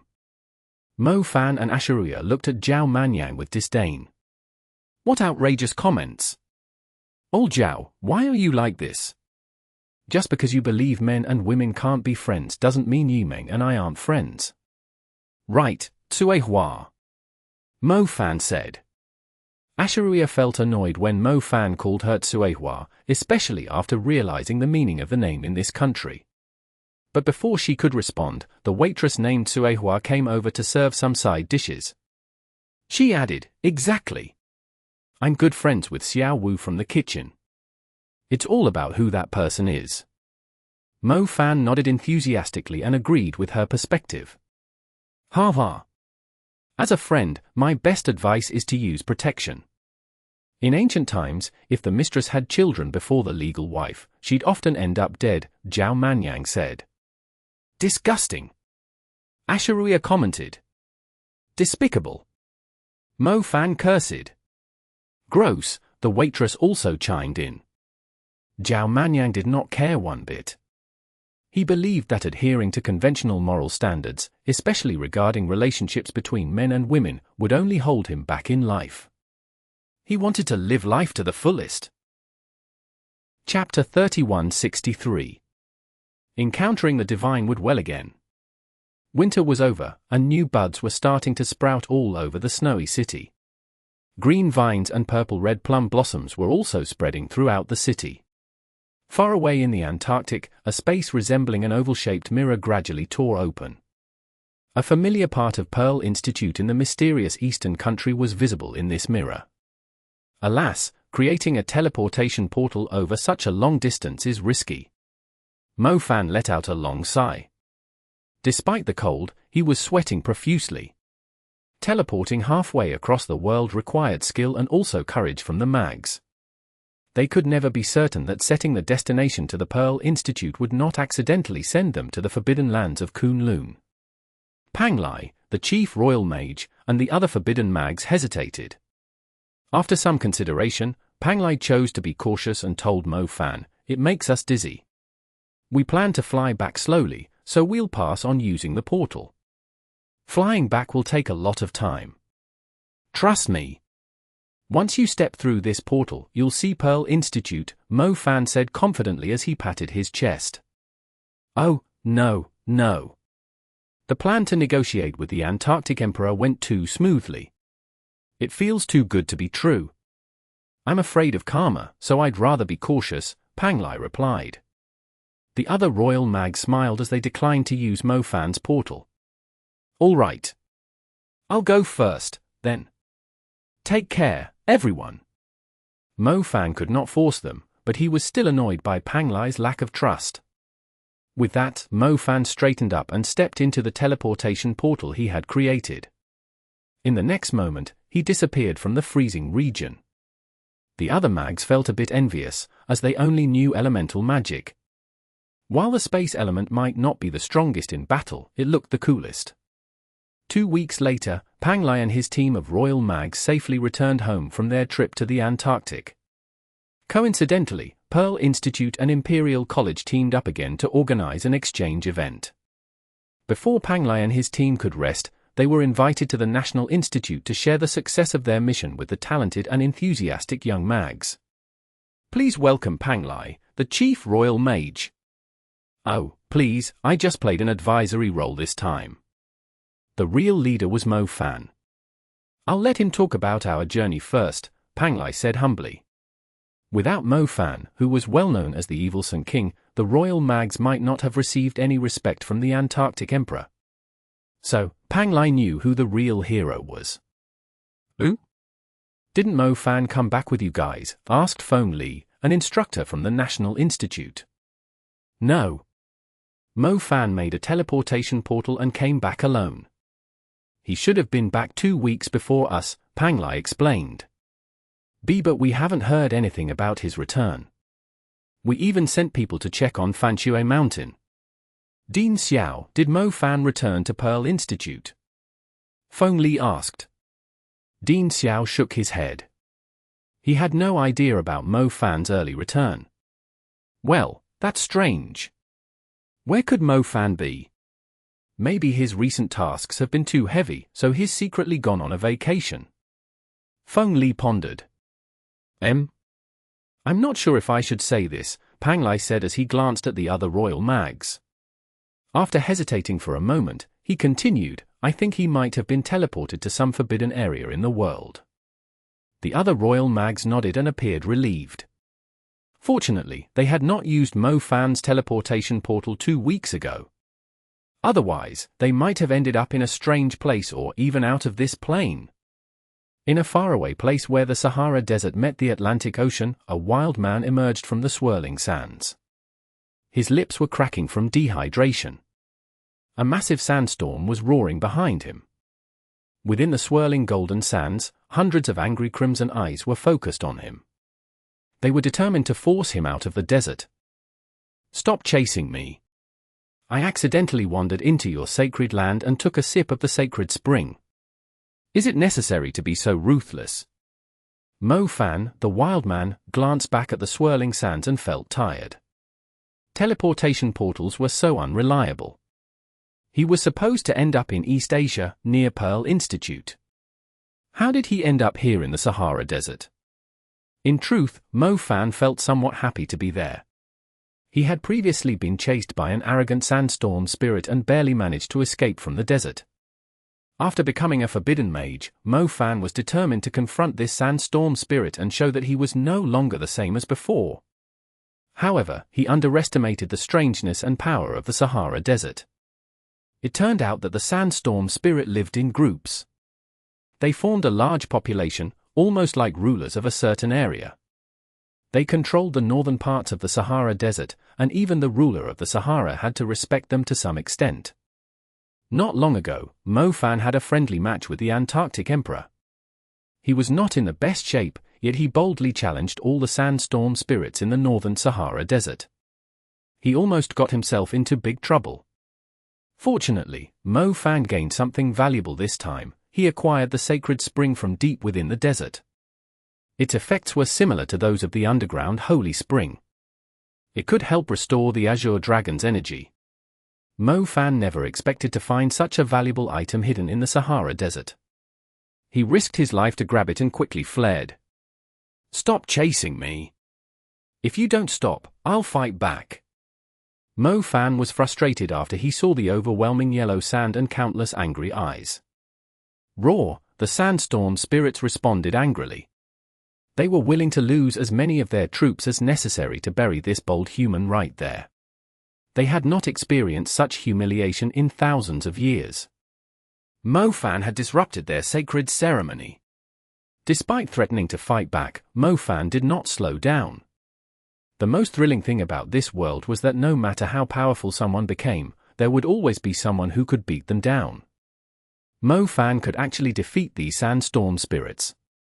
However, they were practically immortal in the Sahara Desert. The endless sea of sand allowed them to constantly reform, revive, and recharge. Ooh? Why is there an oasis ahead? Am I seeing things? Mo Fan muttered to himself. Doesn't matter. I need to get water and gather other elements to fight them. The desert was filled with the rock element. Even though Mo Fan was a rock element mage, his rock magic seemed ineffective against the sandstorm spirits. Without access to other elemental energies, his power was significantly reduced. However, the oasis up ahead provided an opportunity to balance the elemental energies and unleash his full strength. Great! He would fight back at the oasis. He would show these brainless sandstorm spirits who was really in charge. The desert was hot, but as Mo Fan neared the oasis, he felt a sudden chill. Considering he had been in the desert for 2 weeks, the coolness should feel refreshing. Yet, he quickly realized that there was something strange about this chill. It was not a normal kind of cold. It was a chilling coldness that reached deep into his senses and seeped into his soul. Mo Fan possessed a powerful divine-level sense, an advanced version of dragon sense. However, it was screaming at him to flee. This warning felt like a bone-chilling sensation spreading through his body. It made every vein, muscle, and inch of skin feel cold. It was urging him to stay far away. Mo Fan was usually skeptical, but he trusted his instincts. He quickly changed direction. He would rather face the endless sandstorm spirits than set foot in the creepy oasis. Unfortunately, Mo Fan had underestimated the danger of this oasis. As he tried to run away, the oasis started growing incredibly fast. In no time, thick ancient trees sprouted and stretched into the air, while twisting vines swiftly spread across the desert floor like serpents. Ghostly flowers bloomed in the dry sand and created a surreal sea of blossoms. The sky became obscured by the trees, and just like that, an ancient, eerie rainforest appeared out of nowhere. It did not seem like some strange divine power had summoned it. Rather, it was as if it had been concealed beneath the desert for ages. Triggered by some evil force, it suddenly grew, covered the horizon, and towered into the sky. It was unbelievable, but this ancient forest grew like a swirling vortex and swallowed the vast desert. Mo Fan could not escape. Although he could fly fast, the divine trees grew faster. Neither Mo Fan nor the pursuing sandstorm spirits could escape. They had once been powerful and dominant. However, as the trees grew, everything began to fade away.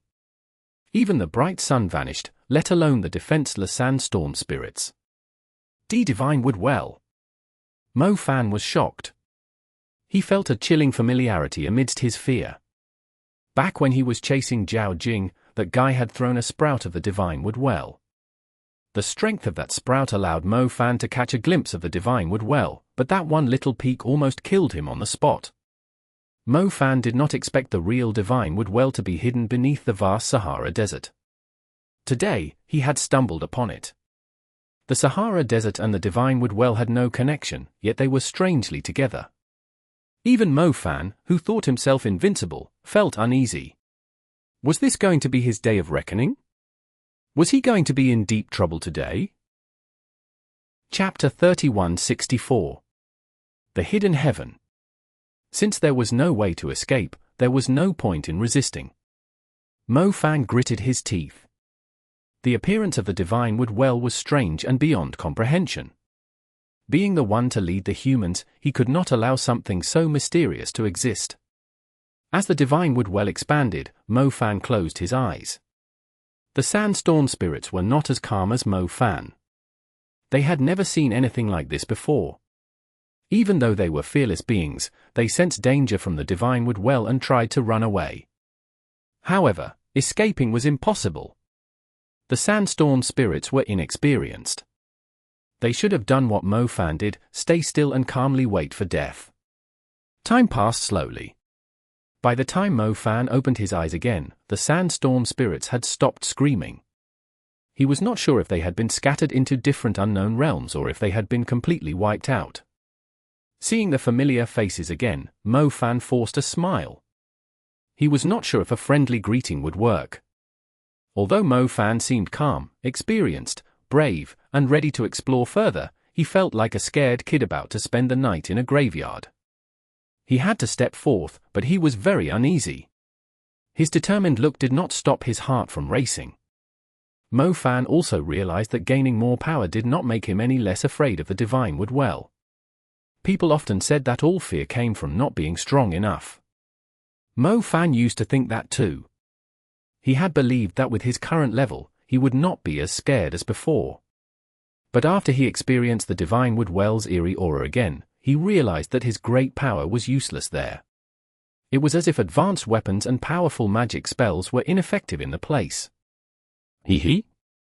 Mo Fan heard laughter. It came from white leaves that resembled strange smiling faces.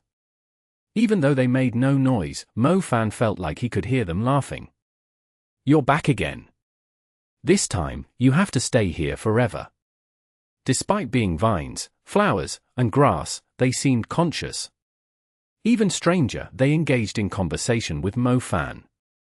Excuse me. May I know who I'm speaking to? I've just wandered in here by mistake. I have no ill intentions, Mo Fan said politely. He saw an old woman smiling in the graveyard, so it was best to be polite. "We're waiting for you." Mo Fan heard the voice again. What did "we're waiting for you" mean? Were they waiting for him to die? Honestly, this eerie feeling was really uncomfortable. Mo Fan needed to control the restlessness in his heart. He took a deep breath and remained calm. He told himself not to let these illusions bother him. He just had to think of the situation as eating undercooked poisonous mushrooms. Everyone is waiting for you. Relax. Mo Fan nodded. There was indeed no need to be nervous. Without ever experiencing death, how could he know if living was not worse? It was a thought that suddenly popped into his mind. The next moment, he returned to his senses and felt a chilling shock. What the heck? How could he have such thoughts? Could the divine would well control someone's mind? Mo Fan hit his head with great force. He could not allow himself to be influenced. He had to follow his own path. Mo Fan knew the eerie forest was just the wall of the well. There was water below. It looked like a lake covered with thin ice, but it took the form of a crystal. However, the water beneath the surface was not still. It could crawl up like a living thing and swallow people up. That was how Zhao Jing died. He perished miserably and helplessly. It was pointless no matter how he struggled. Mo Fan, you're here. We've been waiting for you for a long time. Suddenly, a tall figure stood above the dark water. Mo Fan would never forget that well-defined face. It was Chief Military Instructor Shen Kong, the hero Mo Fan admired. Mo Fan stood by the well, and the sight shocked him. Chief Military Instructor. Mo Fan remembered how Shen Kong had appeared frozen underwater like a wax figure. But at this moment, he was standing on the water's surface and giving Mo Fan a warm greeting. Had he come to this unique world instead of dying? There was no heaven in this world, but there was hell. However, this was just Mo Fan's assumption. What if there really was a heaven? Could the divine wood well, which gathered shadows of the dead, be heaven? It was not a trap set by demons but a garden of gods. Mo Fan then walked toward the water. He felt like he had glimpsed the divine wood well's true form. The water was not cold anymore. It was warm like that of a hot spring. Mo Fan began to realize that he had been narrow-minded. It never occurred to him that the divine wood well was also showing kindness to humans. It was similar to a museum collecting traces of human civilization to prove human existence. The divine wood well had collected many shadows of the dead to convey a will for life to continue. The Gods Album. Previously, Mo Fan had only seen a small part of the divine wood well. He was too inexperienced to understand why there were so many bodies of various states of death piled up underwater. Mo Fan was beginning to understand it better. Come. Take a deeper look. Face everything directly, and don't be afraid. Study each of their faces carefully, the chief military instructor told Mo Fan. Mo Fan stood on the water and looked down again. There were still layers of bodies. Some were familiar to him while others had unfamiliar faces. Take a closer look, especially at those you don't recognize, the chief military instructor said again. Mo Fan did not want to see the dead faces of people he knew either. Besides, this thing could also display his own death. He carefully examined the unfamiliar faces. I've seen this person before, Mo Fan said. Take your time to think about it. It was in Seal City. On our way to rescue Xinxia, I saw someone crying for help. With tasks to complete and limited strength, all I could do was watch as she was attacked and killed, Mo Fan recalled. He was surprised at how vivid the memory had become. Who else? This person also seems familiar. He was one of the officers who surrounded me at the desolated city with Lu Nian, Mo Fan said. What about the others? I feel like I've seen most of them at least once. They seem to be people I've crossed paths with, but I may not necessarily remember them well, Mo Fan answered. Mo Fan was extremely surprised. The first time he stood there, he only saw faces he recognized. He could not bear to see the faces of people he deeply cared about and loved resembling lifeless wax figures before him. But what shocked him even more was realizing that these unfamiliar people with bizarre deaths were individuals he had met before. He had unknowingly encountered many people who were destined to meet unnatural ends. His mind had chosen to forget them, so he never paid much attention to their fates. I understand that you fear this place. What you saw back then made you feel like you stumbled upon hell, the chief military instructor said. I misunderstood. I'm sorry, Mo Fan apologized with shame. So, what do you think this place is? The chief military instructor asked. It's a place I never thought existed, heaven. Heaven isn't about peace and beauty. It's about being able to reflect on your own life, face death calmly, accept it, and embrace eternal existence like this, Mo Fan said earnestly. Very good. Now, look down again. Gaze into the water and look at yourself, the chief military instructor said. Mo Fan did as he was told. The water was so clear that it could reflect his image. Yet, there was a wax figure of himself instead. He remembered how painful it was the first time he saw his lifeless wax figure. He felt like a scared and helpless child, who was overwhelmed with fear. This time, however, his dead figure lay calmly underwater. He appeared serene and at peace, with hands folded over his chest. It was as if he was holding someone he loved. There were no regrets, just acceptance of fate. Why? You used to fear aging and death.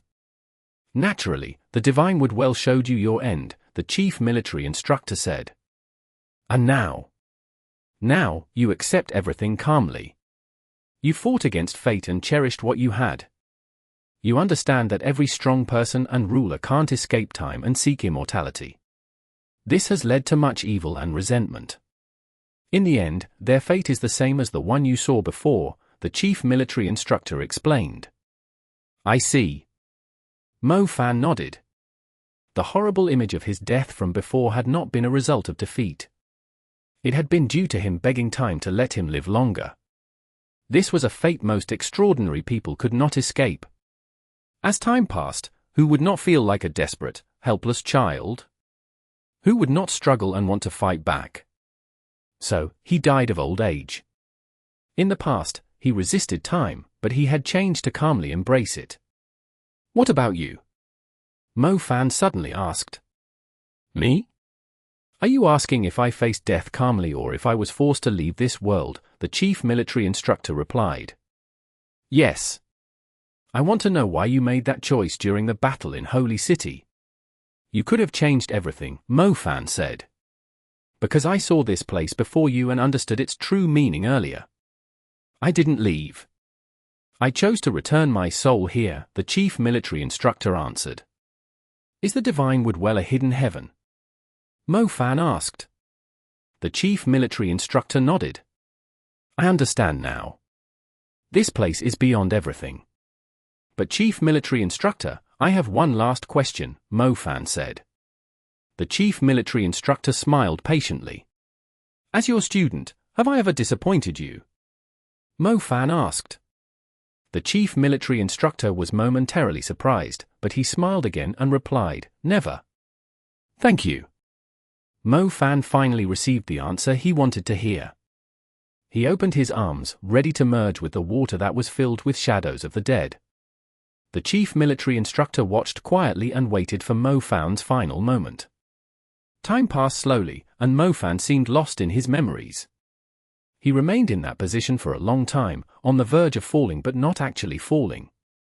Just as the chief military instructor was about to question him, Mo Fan suddenly opened his eyes and stared at him. His tone changed from confused to determined and calm. Thank you. Even though I know you're not real, I appreciate you setting up this scenario for me, Mo Fan said to the chief military instructor. The chief military instructor smiled but did not reply. But if you keep pretending to be the person I respect the most, I'll still get upset. Mo Fan's eyes began to glow with a gold light. As the chief military instructor stood there, he appeared clearly at times and blended into the shadows at others. After a pause, the chief military instructor grinned mysteriously and asked, Are you sure you want to see my true form? I kind of know who you really are, Mofan said. Tell me. I might call you the world's divine eye, Mofan replied. You're wrong. Oh? Then, what are you? They are a part of me, said the divine Woodwell. Then, the chief military instructor's figure turned into mist and drifted slowly across the lake to the other side. Mofan looked up. Initially, his view was restricted, but as the water level in the well decreased, his field of vision expanded. Mofan could sense that the divine Woodwell's true identity was finally about to be revealed. Chapter 3165. Be friends. Once again, those branches that talked and had expressions crowded before Mofan. At this moment, he activated his divine vision and turned his pupils golden. His field of vision expanded. He could then see the truth of things before him and survey the entire area from above. Something like a large and wild forest covered the zone. However, as Mofan's vision widened, he realized this thing actually resembled a brain. The lake, where he stood, and the tall, sinister trees formed the valleys and ridges. It turned out that the active plants he saw were the brain's nerve fibers. They could laugh, question, mock, and play tricks. Suddenly, Mofan understood why the divine Woodwell seemed so eerie and strange. He had been looking at nerves with thoughts. Yes. Those ancient towering trees were like the frontal lobes of this wild brain, countless nerves connected them. If one was small enough, standing among them would feel like being in an incredible divine forest. The divine Woodwell was a divine brain. After the mist cleared, Mofan stood on the lake and beheld the colossal, mountainous living entity before him. It extended endlessly and exuded a majestic as well as profoundly sacred presence. From where he stood, he could not see its full form, but his divine vision allowed him to see its complete outline. Right then, Mofan realized why its aura reminded him of the town he once stumbled into. It was indeed not a divine eye. Imagine plunging into such a colossal, otherworldly brain. It felt like entering a mesmerizing enchanted forest. The intricate nerves intertwined into a vast network of ancient divine trees. Whenever Mofan approached them, they would spark bizarre and fantastical misconceptions. Mofan had encountered ancient gods before, but facing this incredibly odd and surreal divine entity left him deeply conflicted. Honestly, he would rather not learn of its true form. What would that make him, the one who had fallen into this brain? A brain parasite? Deep down, it was hard for anyone to accept their own insignificance. So, you can project my true thoughts. You're a divine brain that can somehow influence other people's thoughts? Mofan asked as he gazed at the immense brain before him. I've merely looked into your mind. What I see and hear stems from your genuine inner voice, the voice that sounded like Zhong Kong overlapped with many voices Mofan recognized. Who buried you in this desolate desert? Mofan asked. Who? The divine brain chuckled disdainfully. No one. It's warm here, and I don't really need water. I've used your eyes, the eye of space-time, Mofan said. We aren't the same and aren't that close, the divine brain replied. But both of you originated from an ancient divine body, didn't you? Mofan asked. If you put it that way, humans and kelp share a common lineage too, the divine brain replied. Mofan managed a smile. He had a feeling that it was offended, but he could not find proof. So, how should I interpret your existence? Mofan asked. It's quite simple. In your mythology, isn't there a figure called Kwafu? He chased the sun until he exhausted himself. His blood became rivers, bones turned into mountains, skin became land, and hair follicles grew into forests. So, what about his eyes and brain? You're that old? Mofan asked in surprise. This brought him back to the origins of humans.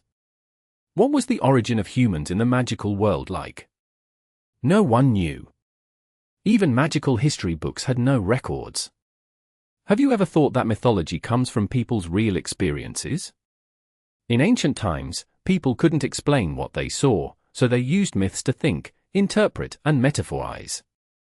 Perhaps someone saw me at some point, and that's how mythology came to be, the divine brain explained. All right. You are impressive, worthy of respect, and something to worship. I believe you mean no harm, Mo Fan said. What is harm, and what is goodwill? The divine brain asked. You follow your nature? Does that mean there's a divine heart buried somewhere in this world? Mo Fan suddenly pondered. The divine brain fell silent all of a sudden. Mo Fan sensed that he was right. The world's divine eye, brain, and heart. The power held by the world's divine eye surpassed the forbidden curse and exceeded the limits of human magic. I have a question. Since you're a brain, can you talk to the eyes of tide as well as the eye of the ocean and convince them not to follow the cold moon evil eye? They're supporting tyranny and causing great harm to my country, Mo Fan said. What is goodwill, and what is harm? The divine brain asked again. Mo Fan scratched his head. It seemed the divine brain was not inclined to take sides easily. To it, humans and kelp were no different.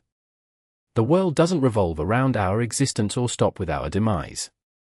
Only humans seek a greater purpose. The sun and moon remain indifferent to past and present, the divine brain stated. It was impressive and aloof. Mo Fan was left speechless. However, he also understood that, similar to the 6 divine eyes, the divine brain was eternal. They existed as long as the magical world existed. Perhaps he could tap into their power, but truly controlling them was impossible. Let's do this. We can be friends. If you need anything, tell me. Mo Fan changed his approach. He decided not to discuss abstract matters with the divine brain anymore. Without waiting for the divine brain's response, Mo Fan took out the sacred spring from his space bracelet. He had obtained it from deep within the Sahara. You might not need water, but this sacred spring should be a good gift. Let me offer it to you as a gift for our meeting, he continued. The divine brain clearly did not understand human behavior. However, that did not stop Mo Fan. As the refreshing sacred spring poured onto the massive brain, its neural branches stretched out and began to sway, almost like ancient people dancing. A sense of joy filled the air, accompanied by gentle laughter as the branches touched each other. It was not the eerie mockery from before but rather a pleasant hum that resembled beautiful singing. How was that? Mo Fan asked. Very comfortable. You know, human happiness is pretty simple. Just being with people you like and chatting with good friends make us happy. It's like when cool water refreshes dry roots, Mo Fan explained. Okay, said the divine brain. What do you mean by okay? Mo Fan asked. You asked if we could be friends earlier. My answer is yes. Your gift has pleased me, the divine brain replied. Ha ha. You haven't tried our liquor yet. I'll treat you to some later. It'll make you feel like you're the hottest thing around. Mo Fan chuckled. This is for you, the divine brain said. A spore that resembled a sapodilla slowly emerged from the water and floated gently toward Mo Fan. Mo Fan took it and observed the unique spore. People often joked about scratching their heads when they were thinking hard. Could this spore actually grow into a brain if planted in the right place? Honestly, the idea of growing a brain from soil sounded pretty far-fetched. Mo Fan did not know what it was for, but he did not feel comfortable asking. After all, the divine brain seemed more mysterious to Mo Fan than the eye of space-time. The eye of space-time did not talk or have strange thoughts. Mo Fan borrowed its power, it agreed, and the deal was done. In contrast, the divine brain clearly had complex thoughts. If Mo Fan managed to upset it, dealing with the consequences would be tough. After all, those sandstorm spirits that chased Mo Fan before had ended up as fertilizer for its branches. I have other stuff to do. Can I come back and hang out with you later? Mo Fan decided to leave. He did not expect to figure out something as complex as a massive brain. Truth be told, Mo Fan often did not understand what was going on in his own head, which housed a smaller brain. Sure, the divine brain agreed. Mo Fan breathed a sigh of relief. It was good that the divine brain was okay with him leaving. He started to walk away, and the surrounding happy plants scattered. Mo Fan then began flying toward the sky covered by the plants. The tall trees that blocked the sun moved aside and formed a magical well. Above the well was a desert sun, and below it was the massive divine brain. Mo Fan slowly distanced himself from the divine wood well, but he could not help looking back. For some reason, Mo Fan felt like another version of himself was living below. Talking with the divine brain felt like standing before a magic mirror and talking to himself from different times. It was like the young and old selves talking to each other. So, was the divine brain really its true form? Or was it just showing a form that Mo Fan could accept? This world has all kinds of crazy things. Mo Fan realized that no matter what level he reached, there would always be many unknowns in this world. They were like stars and moons, always there, whether human magic civilization was fading or shining brightly. They could be seen and felt but never truly owned. Chapter 3166. Night Prayer. When Mo Fan flew out of the divine wood well, the sun was shining brightly above him. The desert reappeared, and the strange oasis was gone. Mo Fan landed on the soft sand. He had exchanged the sacred spring for a unique spore. He felt both happy and sad about this. Whatever. There's no point in overthinking. The world is huge. I can't make sense of everything. I might as well pass through the Mediterranean Sea and spend time with Xinsha. She must really miss me. Mo Fan was not the type to obsess over answers. The amount of thinking he had done in the divine wood well did not matter. Once he left, nothing compared to Xinsha's soft lips. He fantasized about her feeding him the local sun-dried wine that was cool, silky, sweet, and fragrant. Excitement quickly replaced all his confusion. Monsters, demons, the unknown, and fear were nothing compared to resting in her loving arms. After Mo Fan crossed the Mediterranean Sea, he arrived at the Golden Coast. Golden palaces were reflected on the calm sea, and flickering candlelight shone like stars. They illuminated the palaces and the bright moon, while the moonlight added a silvery glow to the temples. It made them look dignified and solemn, like a holy woman standing by the sea. Mo Fan slipped into one of the palaces. He always enjoyed provoking temple authorities, so he never entered through the front door. He used his powerful shadow element Forbidden Curse to sneak past the watchful golden knights and avoid the strict servants. In the hall of the goddess, Mo Fan saw Xinsha studying an ancient text. It looked like she was preparing for a grand ritual. The new hall mother and many old servants, as well as officials, surrounded her. They were arguing about the proper way to conduct the ceremony. Over in the main seat, Xinsha believed that they should modernize things and not always stick to tradition. "It's time for the night prayer," said the new hall mother, who was young and charming. Mo Fan glanced at her a few more times before he continued to hide in the shadows. He watched Xinsha and admired how focused and serious she appeared. She radiated elegance and authority, a stark contrast to the Xinsha Mo Fan knew. Even if this was not her true nature, she had to maintain this image to fulfill her responsibilities as the goddess.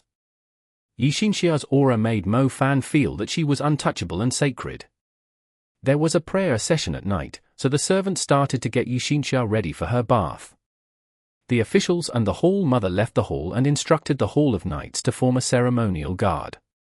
Meanwhile, hooded female believers scattered olive branches dipped in holy water along the cobblestone path. Mo Fan was surprised by the grandeur of the night prayer. It did not look like it would end anytime soon. He was getting a bit impatient. It was already so late, and she still had to work. Xinsha was really working hard. Ooh? There's a silver partition. People outside can't see her, not even her shadow. Suddenly, Mo Fan had a mischievous thought. While she was bathing and getting dressed, there was a protective barrier that even someone as powerful as Mo Fan could not get through. It frustrated him. When Xinsha finally appeared in her silver robe, her barely visible silhouette nearly drove him wild. He could not wait any longer. If this ritual continued until dawn, his mischievous plans might never come to fruition. It would be really upsetting, like seedlings in the desert dying because they could not get any rain. The silver partition opened up. Then, countless believers gathered on the platform and along the winding paths. Yixinxia stood tall behind the partition. Her devoted believers could only hear her voice and see a faint outline. As the moon rises, years shine. Her voice was elegant and gentle, like a soft lullaby. Yixinxia soon began to dance gracefully with the moon and pray. Close your eyes, clear your mind, cleanse your heart. As she spoke, all her believers obediently closed their eyes. They followed her guidance to clear their minds and cleanse their hearts. The gentle night breeze blew through Yixinxia's hair. The scent of sea flowers drifted out and filled the entire temple. All of a sudden, a sneaky figure darted behind the partition. He forcefully pulled the dancing Yixinxia and pressed her slender body against his warm chest. Ah! Yixinxia let out a cry of surprise. She quickly changed her tone and turned her little cry into the ending note of the melody. The hall mother and officials were nearby, so they noticed the change in her tone. It was indeed different from the classical melodies. Perhaps this was what Yixinxia meant by modernization. After all, modern theaters were fond of high-pitched singing. Behind the partition, Yixinxia was startled and embarrassed. But once she recognized the audacious intruder, there was a flicker of joy in her eyes. However, she was still doing the prayer for the public. She could not stop. Do your thing. Don't worry about me, Mo Fan whispered in her ear. Yixinxia was embarrassed, and she refused to tolerate Mo Fan's behavior. Clear your mind, cleanse your heart. The officials and servants started singing the gentle melody together. To match Yixinxia's modern change, they also included the high note that she had accidentally sung. Her devoted believers instinctively opened their eyes. The tone puzzled them. But as the high note transitioned back to the sacred and dignified sound, many believers started to feel a wave of shame. Oh God, what were they thinking earlier? They had yet to clear their minds. How could they cleanse their impure hearts? The believers composed themselves and resumed their prayers. There's a faint shadow. They can see you.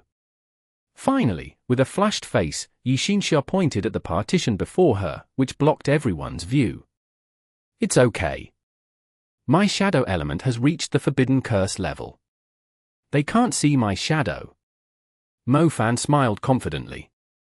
Yixinxia looked around skeptically. She noticed that the Hall Mother, Lord of the Hall of Knights, servants, and officials showed no reaction. Even though they were watching her, they did not notice an intruder behind the partition. Mo Fan, this isn't right. Yixinxia hesitated to speak harshly to Mo Fan. Eventually, she uttered a few ambiguous words with a stutter. Unfortunately, her little rejections only excited an evil man like Mo Fan even more. So, he began his mischievous plan. He longed for Yixinxia's delicate lips, he cherished her firm bosom, and he wanted to caress her skin.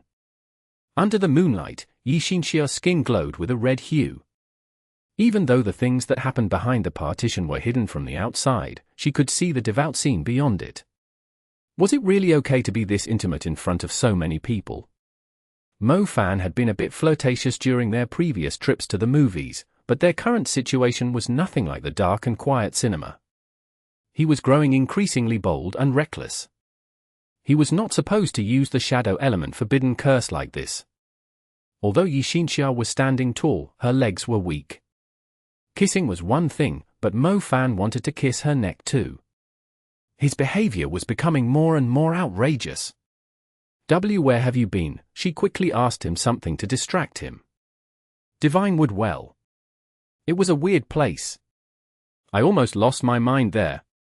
I still need you to comfort my almost distorted soul. As Mo Fan spoke, his action started to get wilder. Yixinxia was about to cover her mouth. She looked outside with a flushed face and saw that the rituals for the officials and servants were ending. Soon, it would be her turn to recite an ancient phrase. The ancient phrase had to be recited perfectly, without any mistakes in pronunciation or changes in tone. But how could she concentrate with Mo Fan constantly bothering her? Could you please stop for a moment? Xinxia begged. She was extremely embarrassed. Sure. I haven't done anything. I'm just holding you, Mo Fan replied. Xinxia was at a loss for words. If this was just holding, then she could quit being the goddess. Despite the country's more liberal views, which allowed goddesses to have their own relationships and families, this situation felt disrespectful. Yet, she could not resist his advances. Seeing Xinxia's troubled, helpless, and flushed face, Mo Fan felt no guilt. He was even starting to enjoy this risky behavior. Despite his distractions, Xinxia's professionalism shone through. She recited the elegant ancient phrase flawlessly. Her tone and pronunciation were perfect. Throughout the process, Mo Fan could not look away. Her dignified presence captivated him, so he intensified his efforts to play the rogue. Finally, the long torture came to an end. After several close calls, Xinxia finished her night prayer. She then hurried back to her chamber. She panted, and her cheeks were still flushed. Mo Fan. Xinxia was clearly angry. Mo Fan was too reckless. He. I can't control myself when I see you. You know I never wanted you to take on this role. I just wanted to come home and hug and kiss you like before. Wouldn't that be better? Mo Fan showed no remorse. HMPH. I think you prefer me like this. Xinxia was not the naive girl from years ago. She understood men's darker desires. Mo Fan could not argue. Honestly, what just happened was indeed exciting. It brought to life those naughty thoughts he had only fantasized about before. It's not dawn yet. Should we continue? Mo Fan said suggestively. We have to do the morning prayer when the sun rises. Oh. That leaves us 3 hours to be together. We have to make the most of our time. Mo Fan approached her eagerly. Xinxia's eyes widened, and her body trembled lightly. Was Mo Fan not going to give her even 10 minutes to rest? Chapter 3167. Regain Consciousness. In the morning, Mo Fan woke up to the soft morning light and a lingering scent in the air. After some stretching, he instinctively reached out to embrace the woman beside him, but she was not there. Xinxia had already left for her morning prayer. Mo Fan felt a bit disappointed and decided to go back to sleep. It was too early to be awake anyway. Around noon, he woke up again when someone gently knocked on the door. It was probably the servants bringing a lavish lunch. After he gave them permission to enter, several apprentices came in. They set out a variety of sliced melons, grapes, grilled Greek smoked meat with a special olive oil dip, and some vegetables that Mo Fan did not recognize.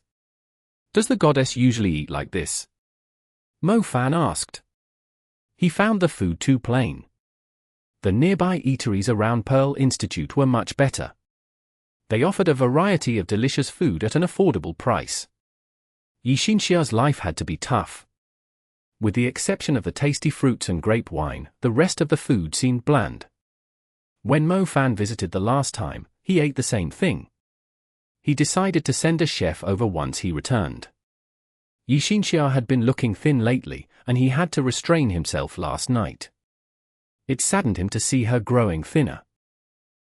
Could you please get dressed before you eat?" a young apprentice servant, who was about 16 or 17 years old, asked. She had a straight nose and bright eyes but seemed a bit proud and aloof. She was probably the child of some important person and was there to learn etiquette. Mo Fan was not going to tolerate her attitude. This was Xinxia's room, which meant it was his room too. He could do whatever he wanted in his room, including walking around in his underwear. It was an honor for them to see him exposed. The girl, who seemed pure and proud, got a bit upset when Mo Fan ignored her request. Finally, she stopped being polite and left the room.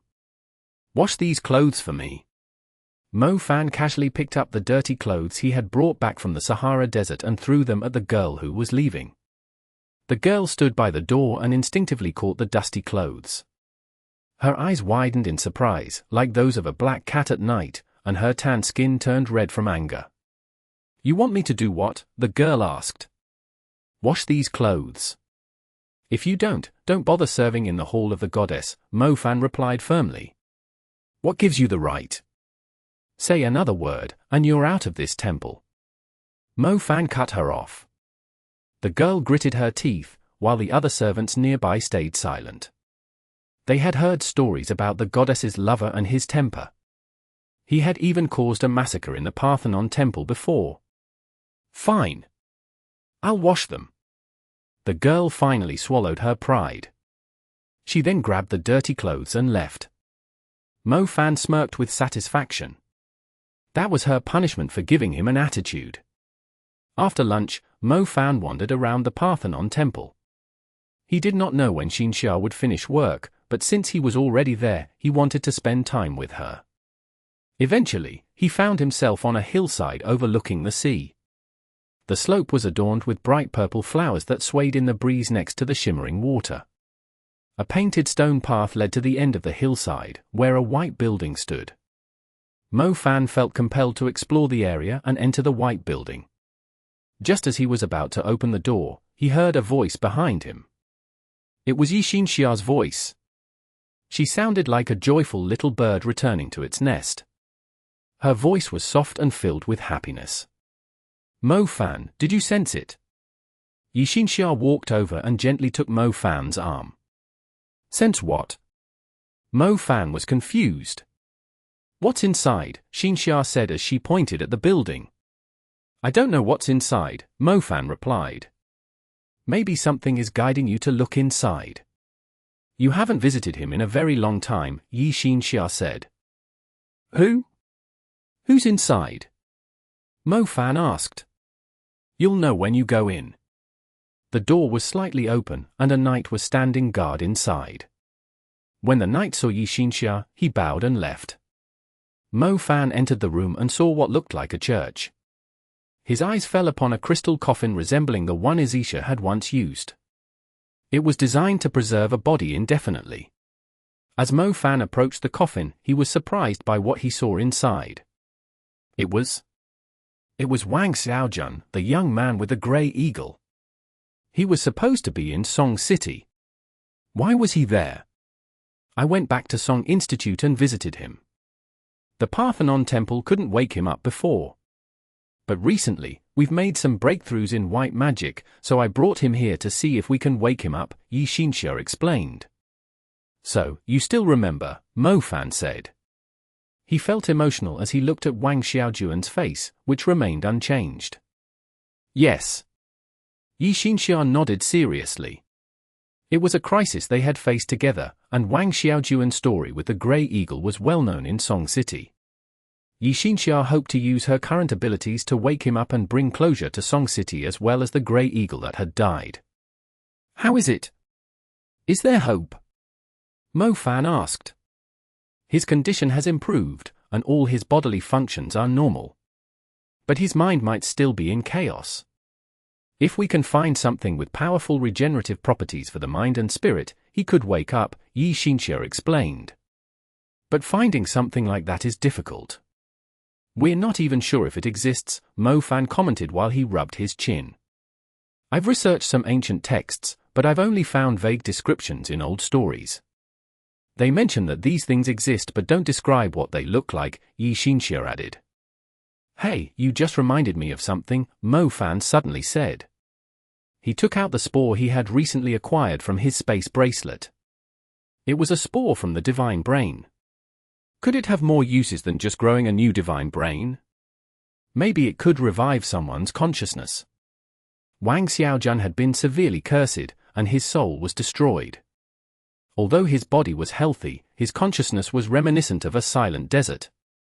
If this small spore was planted on him, could it rejuvenate his dried-up mind like an oasis? What's that? Xinxia looked at the spore in Mo Fan's hand. She could sense the special energy it radiated. Let's give it a try. I think this might awaken Wang Xiaojun, Mo Fan said. He ignored traditional healing methods and placed the spore directly on Wang Xiaojun's forehead. Xinxia was speechless. Even with divine objects, placing them directly on someone's forehead was highly unconventional. She took the spore in her hand and gently nurtured it. Soon, it sprouted glowing green threads. Yi Xinxia felt the powerful life energy within the spore, and she was amazed. She quickly placed her hand on Wang Xiaojuan's forehead. She used healing energy, spirit energy, blessings, and plant essence to nourish his soul.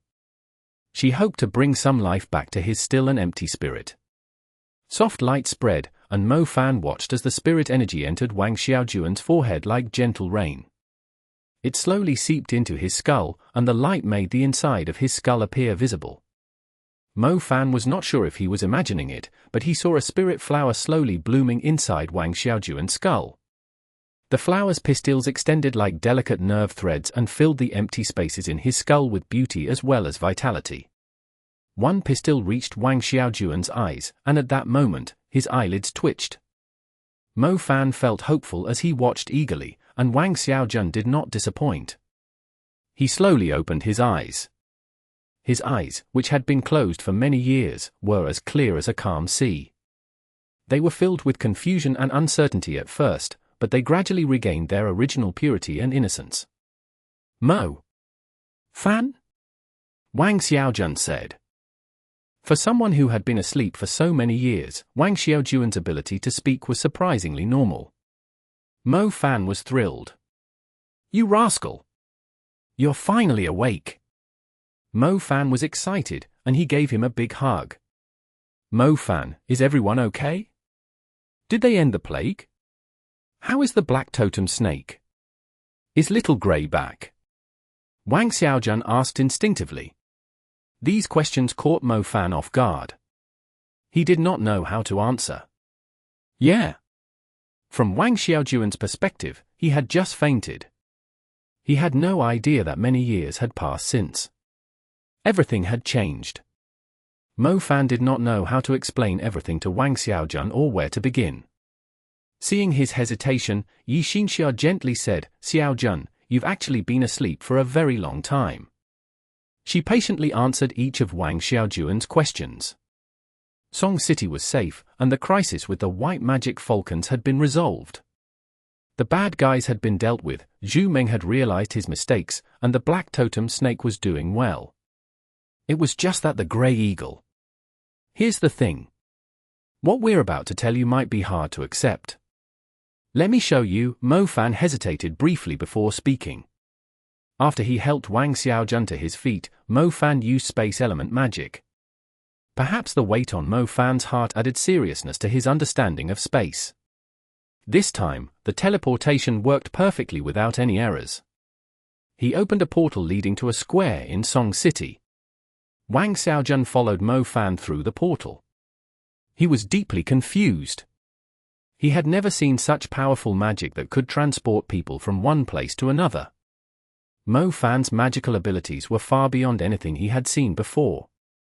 When they arrived at the square in Song City, Wang Xiaojun stood there in stunned silence. There was a statue of a grey eagle in the middle of the square. Its wings were outstretched as it stood proudly under the bright sky in the busiest part of Song City. The statue was left unguarded. It served as a climbing spot for many carefree children aged around 5 or 6, who laughed and played on it freely. Wang Xiaojun looked at the statue of the grey eagle in the square and could not contain his emotions any longer. That's a relief. Little Grey isn't dead. It lives on in everyone's heart in this city. He wiped his tears and spoke in a helpless tone as he comforted himself. Chapter 3168. Mo Fan in that other world. Let him spend some time with the grey eagle, Mo Fan said to Yi Xinxia.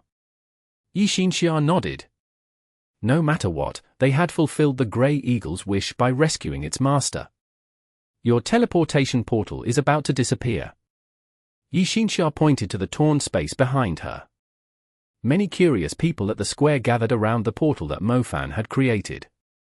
On the other side of the portal was a beautiful sea cliff. It had lush ancient pine trees, a blue sea, and colorful summer flowers, all coming together to create a stunning view. Some brave people walked in, and the scent of pine, flowers, and sea immediately greeted them. Longtime city residents felt immediately relaxed and happy. Seeing it was safe, more people stepped through the portal. Soon, a group planning to dance in the square found themselves on the white cliffs of the Parthenon Temple's West Hill. Mo Fan and Yixinxia stepped through the portal and saw that a group of people had ended up on the other side of the world. Unfortunately, Mo Fan's magic could not keep the portal open for long. These people would soon be stuck there. Oh no, the portal is closed. Wow, where are we? This place is beautiful, but we need to go back. When the portal closed, about 40 to 50 people were left stranded on the white cliffs of the Parthenon Temple. They did not know what to do. 9:38. Mo Fan was also frustrated. He could not keep such a long-distance portal open forever. Plus, it was not very accurate. If he accidentally sent them into the wilderness, they could be in danger. When the portal closed, about 40 to 50 people were left stranded on the white cliffs of the Parthenon Temple. They did not know what to do. Mo Fan was also frustrated. He could not keep such a long-distance portal open forever. Plus, it was not very accurate. If he accidentally sent them into the wilderness, they could be in danger. Hey, you, Mo Fan, right? Hurry up and send us back. My kid has school tomorrow, a middle-aged lady said anxiously. Why did you come through the portal? The portal isn't a place you can just walk into, Mo Fan replied. I don't care. It's irresponsible for a mage to cast magic anywhere. You need to take responsibility, the lady insisted. All right. I'll send you all back. But I need a few days to rest before I can open another long-distance portal. Either I pay for your flights home, or you can stay here for a few days. I'll send you back with the portal in 3 days, Mo Fan said with resignation. Since you all are here, why not stay and enjoy it for a few days? I'll have someone from the Parthenon Temple to guide you. I'll take care of your accommodation, meals, and activities. How does that sound? Yixinxia knew they could not just leave the people from Song City stranded, so she decided to host them for a free vacation. Upon hearing that they were at the Parthenon Temple, a place imbued with European marine charm, everyone became excited, especially knowing Yixinxia would cover all expenses. Even those with urgent matters were tempted to stay. This is great. I'll take a few days off and enjoy it.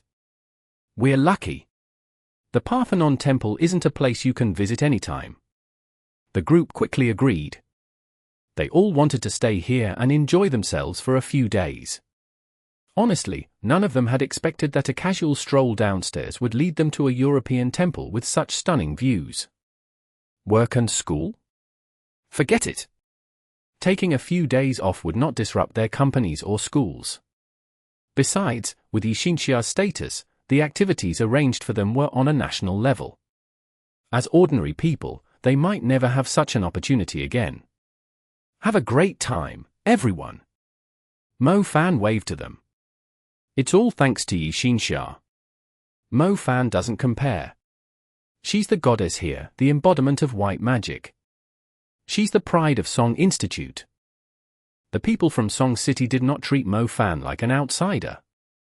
They criticized him when necessary and held him accountable. Mo Fan could not afford to upset them. He smiled and bid them farewell before finally breathing a sigh of relief. No wonder forbidden curses should not be used casually. His long-distance teleportation portal had indeed caused significant harm. Yixinxia finally had a day off.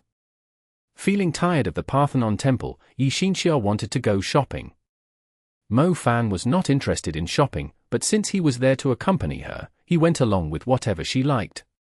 He did not want to spoil her mood. If not, he would end up sleeping alone that night. As they walked down the main street, they entered a store where Mo Fan quickly spotted some women from Song City negotiating with a staff member at the counter. These women were skilled negotiators.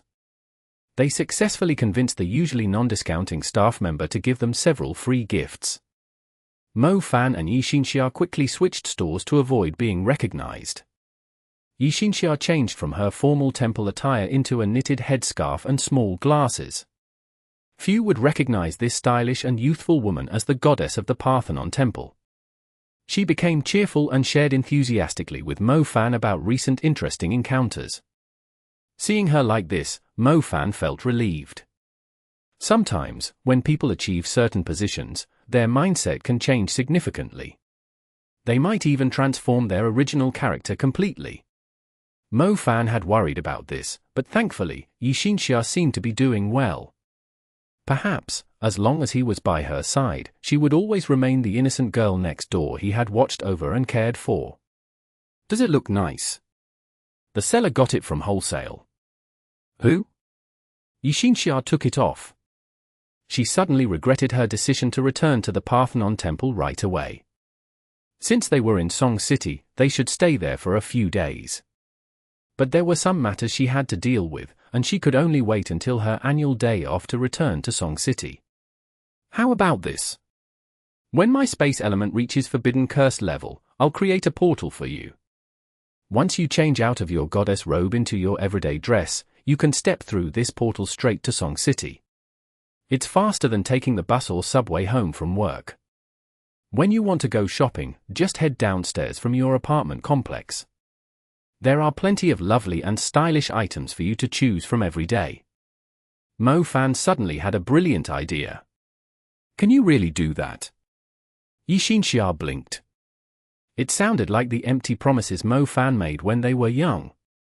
In the past, Mo Fan often made such promises to cheer her up, but many could not come true. Even so, if one came true, Yi Xinxia would be happy for a long time. Let's just try it. There are many mysteries in this world, and even at the highest level of the Forbidden Curse, some are beyond our grasp. Creating a stable teleportation portal isn't impossible, Mo Fan said confidently. Okay. If I could go back home every day after temple duties and see people dancing in the square in Song City, it would bring me great happiness, Yi Xinxia replied. Well, she grew up in China, so she desired to return to her beloved Song City, even though she had grown up and assumed the role of goddess at the Parthenon temple. She cherished the carefree and relaxed nature of her fellow citizens. The main challenge is the energy needed for space and the stability of the portal. Let's not rush it. When I manage to create it, I'll be able to pick you up from work every day, Mo Fan said. The path of magic was long and challenging. However powerful it became, it ultimately served people and must fit into daily life. Mo Fan had not realized what he had been searching for was already within his grasp. However, the responsibility of protecting fell on his generation. Despite the need to stay vigilant, there was also time to enjoy life. It felt like returning to the days when Seal City was still present. His daily task was picking up Yi Xinxia from school. Though Seal City was gone, the people and their emotions remained. Mo Fan, you used to joke with me about a world without magic. So, what would we be like in that world? Could we still be like we are now? Yi Xinxia turned to Mo Fan and asked. At her question, Mo Fan suddenly felt a wave of anxiety. Oh no. Did she find out he transmigrated here? Whom? Why are you suddenly asking about this? Mo Fan said. I'm just curious. Without magic, does it mean there are no demons and conflicts? Would people get along more peacefully? Would various factions still send young people to battle? Would young people work regular jobs? Or would they need to defend their cities and families constantly? Yi Xinxia pondered aloud. As the goddess, Yi Xinxia saw the darker sides of the world. She knew that some things could not be changed. Staying in her position for long might corrupt her. She needed to work hard to stay true to her original intentions. But even if she could maintain her principles while being the goddess, how could she ensure that future successors would think like her after she left? Yi Xinxia knew that whatever she decided, she could always get Mo Fan's support. But how would other uncertain leaders of the Parthenon temple stand up against those powerful forces? Mo Fan thought briefly and then said, it's all the same. All the same? Yi Xinxia was surprised and confused. Without magic and demons, where would conflicts come from? I don't know how advanced humans will become in the future, but right now, even without magic and demons, conflicts never stop. When there are no demons, some countries and people become demons. All we can do is take care of ourselves, Mo Fan explained. Oh, then. I'll pray for the unfortunate people in that world from now on, Yi Xinxia said. Mo Fan was caught off guard by her words. He reached out and gently stroked her head. Yi Xinxia was like many kind-hearted little girls. When they were young, their first silly wish was for world peace. But as they grew up, not many continued to wish for it. Little girl, make your wishes. Don't worry about how to make them come true. People like us will handle that, Mo Fan said while patting Yi Xinxia's head affectionately. Yi Xinxia stuck out her tongue. She was not just making wishes. She was also working hard. Mo Fan looked up at the sky. He had almost forgotten that he was from another world. He could not go back now. He wondered if his other self in that space had also worked hard to keep that broken world together with his efforts and determination. Chapter 3169. Director Mu's shoulder massage. Mo Fan successfully sent those people back to Song City 3 days later. After happily saying goodbye to everyone, Mo Fan stood in the square and faced the setting sun. As Mo Fan stood against the setting sun, his shadow appeared taller. "Hey, your shadow looks scary," a young girl on a skateboard suddenly said. "Isn't it supposed to be handsome and impressive?" Mo Fan chuckled. He turned to look at his shadow and noticed something strange. His shadow appeared distorted, like a reflection on rippling water. Then, the shape of his shadow began to change. It became longer and more slender. He felt as if his shadow had transformed into someone elegant and mysterious, like a delicate flower blooming in the dark. Mo Fan looked at his shadow and felt a familiar aura coming from it. It was at that moment he understood what was going on, so he smiled. "Brighty, you're here." The shadow responded. A strikingly beautiful face appeared. "You've been back in the mortal world for a while now. Have you encountered any troubles?" "I haven't sensed any respect offered from your country," said the Bright Blood King. "I've been caught up in some issues. I'm about to carry it out." "I'm sorry for causing you to worry," Mo Fan apologized. "Do you need my help?" the Bright Blood King offered. "No need. I can handle it myself," Mo Fan declined. "No need. I can handle it myself," Mo Fan declined. "All right. May you find peace. And may you always be as beautiful as a flower," Mo Fan replied. The Bright Blood King smiled. It appeared she liked such words. Amid the sunlight, the shadow gradually returned to its handsome form. Mo Fan scratched his head. The Bright Blood King's abilities were impressive. She had entered the mortal world unnoticed and merged into his shadow. If she had any hostile intentions toward him, it would be a serious problem. Mo Fan used up the magic energy for space element, so he could not create another teleportation portal to get to Pearl Institute. He thought for a moment and decided to take a regular train instead. After the ocean demons had retreated, some cross-city transportation had resumed. He did not need to rush to carry out his plan. Along the way, he also wanted to enjoy the scenery.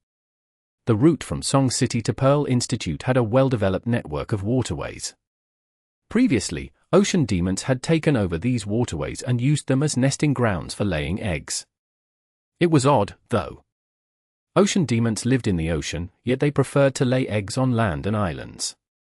Lingling and Chen Mu's main job was clearing out these nests to prevent mutated and advanced demons from entering the city. Mo Fan reached the station in about an hour. Feeling lazy to fly, he opted for a taxi instead. He noticed the city was recovering faster from the disaster than he expected. It seemed like everyone was determined to rebuild their homes and restore peace quickly. At a street corner, Mo Fan saw the reopened Spicy Lobster restaurant. Even from the car, he recognized the familiar lady boss welcoming the first customers after reconstruction. Everything has returned to how it was before. Mo Fan felt a rush of emotions. They had finally endured through the tough times. Things were looking up. Mo Fan entered Pearl Institute and made his way to his old apartment. Earth element architect Mags reconstructed the apartment to its previous state. Surprisingly, it had become a trendy spot to check out for students and magic students. Some students from Pearl Institute were there acting as guides. They shared stories about Mo Fan's past glory at the institute. Of course, they also talked about the romantic entanglements between Mo Fan and several campus beauties. You know what? Mu Nujiao, the school director, once had a touching story with Mo Fan. They used to live in this apartment together. He. Just imagine it. A young man and woman as roommates. Even if they clarify their relationship countless times, it's useless. Wow, he is really a role model among men. What a jerk! You can doubt his character, but you can't deny his strength. He's undeniably powerful, but I can't approve of his character. That's true. Well, nobody's perfect. Apart from being rude, flirtatious, selfish, domineering, lacking in manners, and arrogant, he still has some good qualities. Mo Fan hid in the crowd, and his expression grew darker. Given this judgment, what was left of Mo Fan? He could not visit the apartment. Mo Fan had no choice but to head to the office area. Mo Fan arrived at Director Mu's office in the boardroom of Pearl Institute. Seeing Mu Nujiao transition from student to school director surprised Mo Fan. It showed that she had indeed dedicated herself to magic education over the years. With her high profile and likable personality, she was well loved by everyone. The only downside was probably that cohabitation apartment. Knock. Knock. Knock. Mo Fan politely knocked on the door. Come in. Mu Nujiao's voice was clear and gentle. Even as a school director, Mu Nujiao kept things simple. She did not have an assistant at her door, and her office was basic. However, it had a view of the whole institute and the apartment. Mu Nujiao was dressed in standard professional attire, with a white shirt buttoned up high. When she lowered her head, a strand of black hair fell across her chest, which made her look serene and elegant. She was silent, completely engrossed in the document on her desk. She seemed to be organizing something important. Her decisions impacted the entire middle and high school sections of the magic school, so she had to proceed with caution. Mo Fan did not say anything and just watched her. It seemed like Mu Nujiao had forgotten someone had knocked and entered. She remained engrossed in her work. After finishing part of her task, she subconsciously reached for her water cup. As her lips touched the cold cup, she noticed Mo Fan. Cough, cough, cough, cough. Mu Nujiao choked on her water. Her face turned red as she coughed. Mo Fan quickly moved forward to pat her back. Why are you here? Mu Nujiao removed her glasses, which gave her a charming appearance. A hint of joy flashed in her eyes. Am I that scary? You look frightened, Mo Fan said. I was just surprised. It's been a while since I've heard from you. I? Mu Nujiao hesitated. She was unsure how to continue, so she stopped and cleared her throat. What she wanted to say was that she wanted to ask people close to Mo Fan for information about him but could not bring herself to do it. In fact, not long ago, Mu Nujiao had met Mu Ningshui at an international conference. They chatted for a while, and she had wanted to ask about Mo Fan, his whereabouts and whether he was safe. However, when she tried to ask, she did not know how to start. There's nothing special. I just went to the Dark Plane and cleaned up some corruption. I killed all the other Dark Kings except for Wen Tai. Mo Fan instinctively smiled. He exuded the self-assured demeanor of a seasoned hero. At first, Mu Nujiao was quite worried when she heard about the Dark Plane. But the way Mo Fan described it made her feel like he was just making up stories. Did you bring back any advancements in black magic for us? Mu Nujiao did not spoil the mood and asked. Of course. Check this out. Mo Fan opened his space bracelet and took out a black crystal flower. A guiding stone. Mu Nujiao was surprised. Guiding stones were usually used for elemental magic.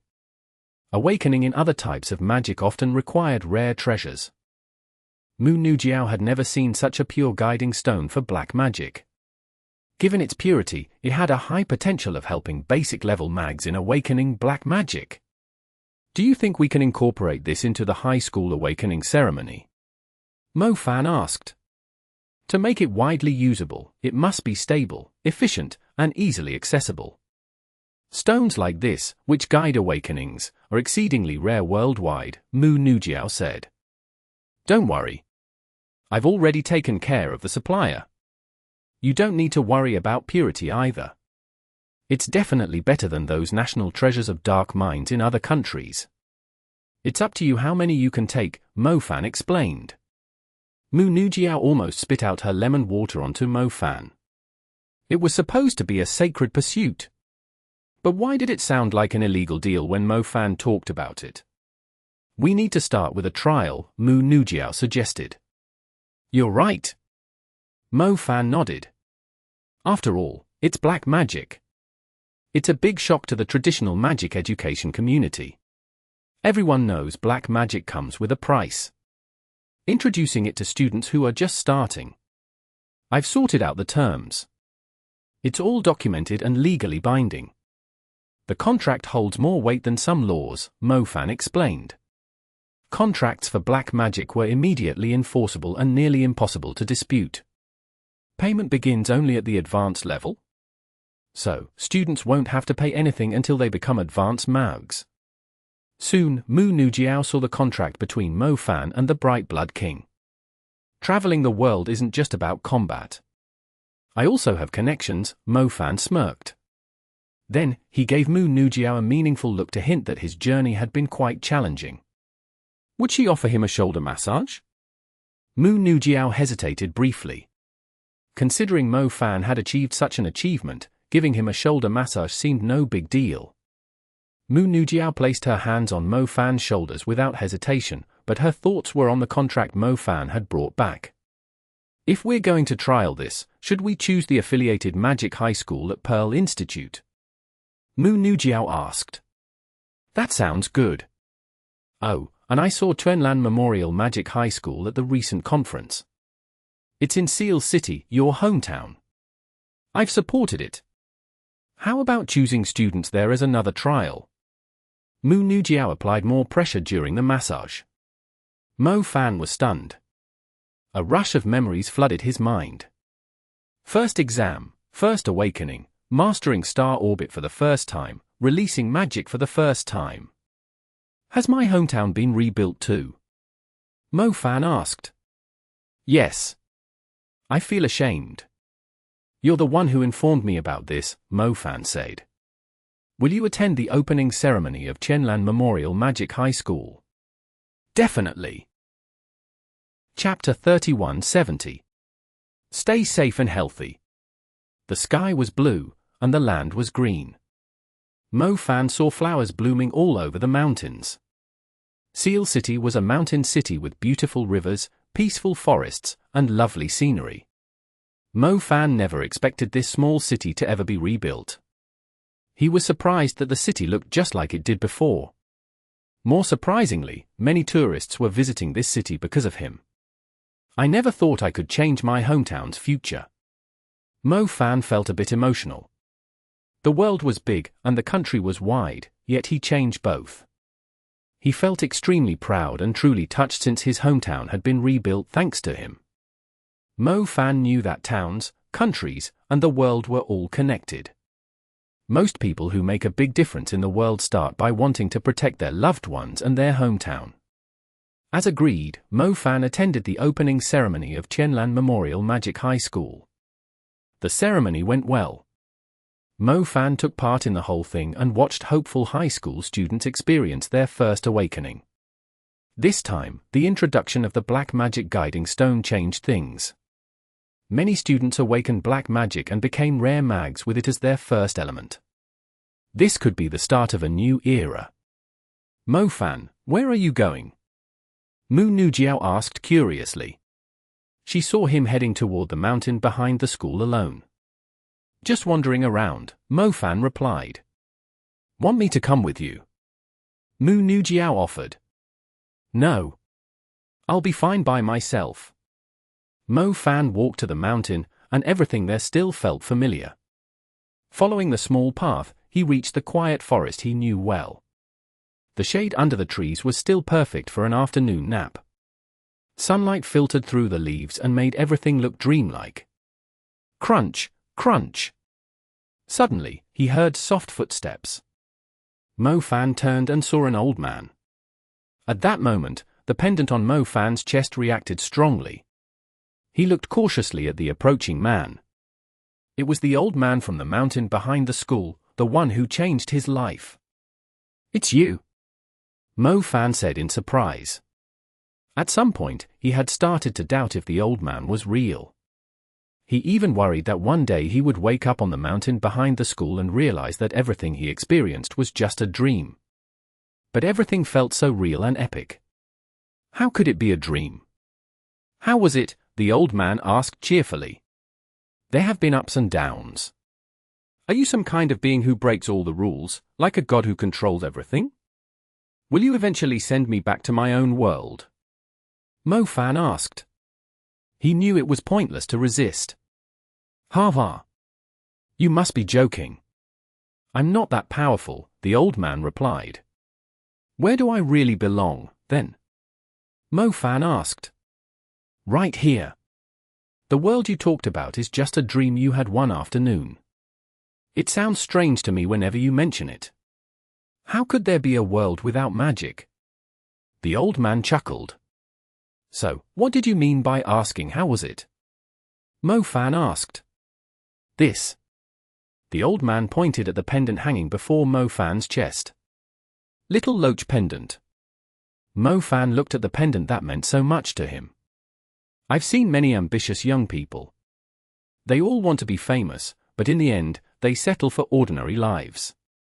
They don't realize that when successful people reach the top, they can't forget about ordinary lives and often envy those who live them the most.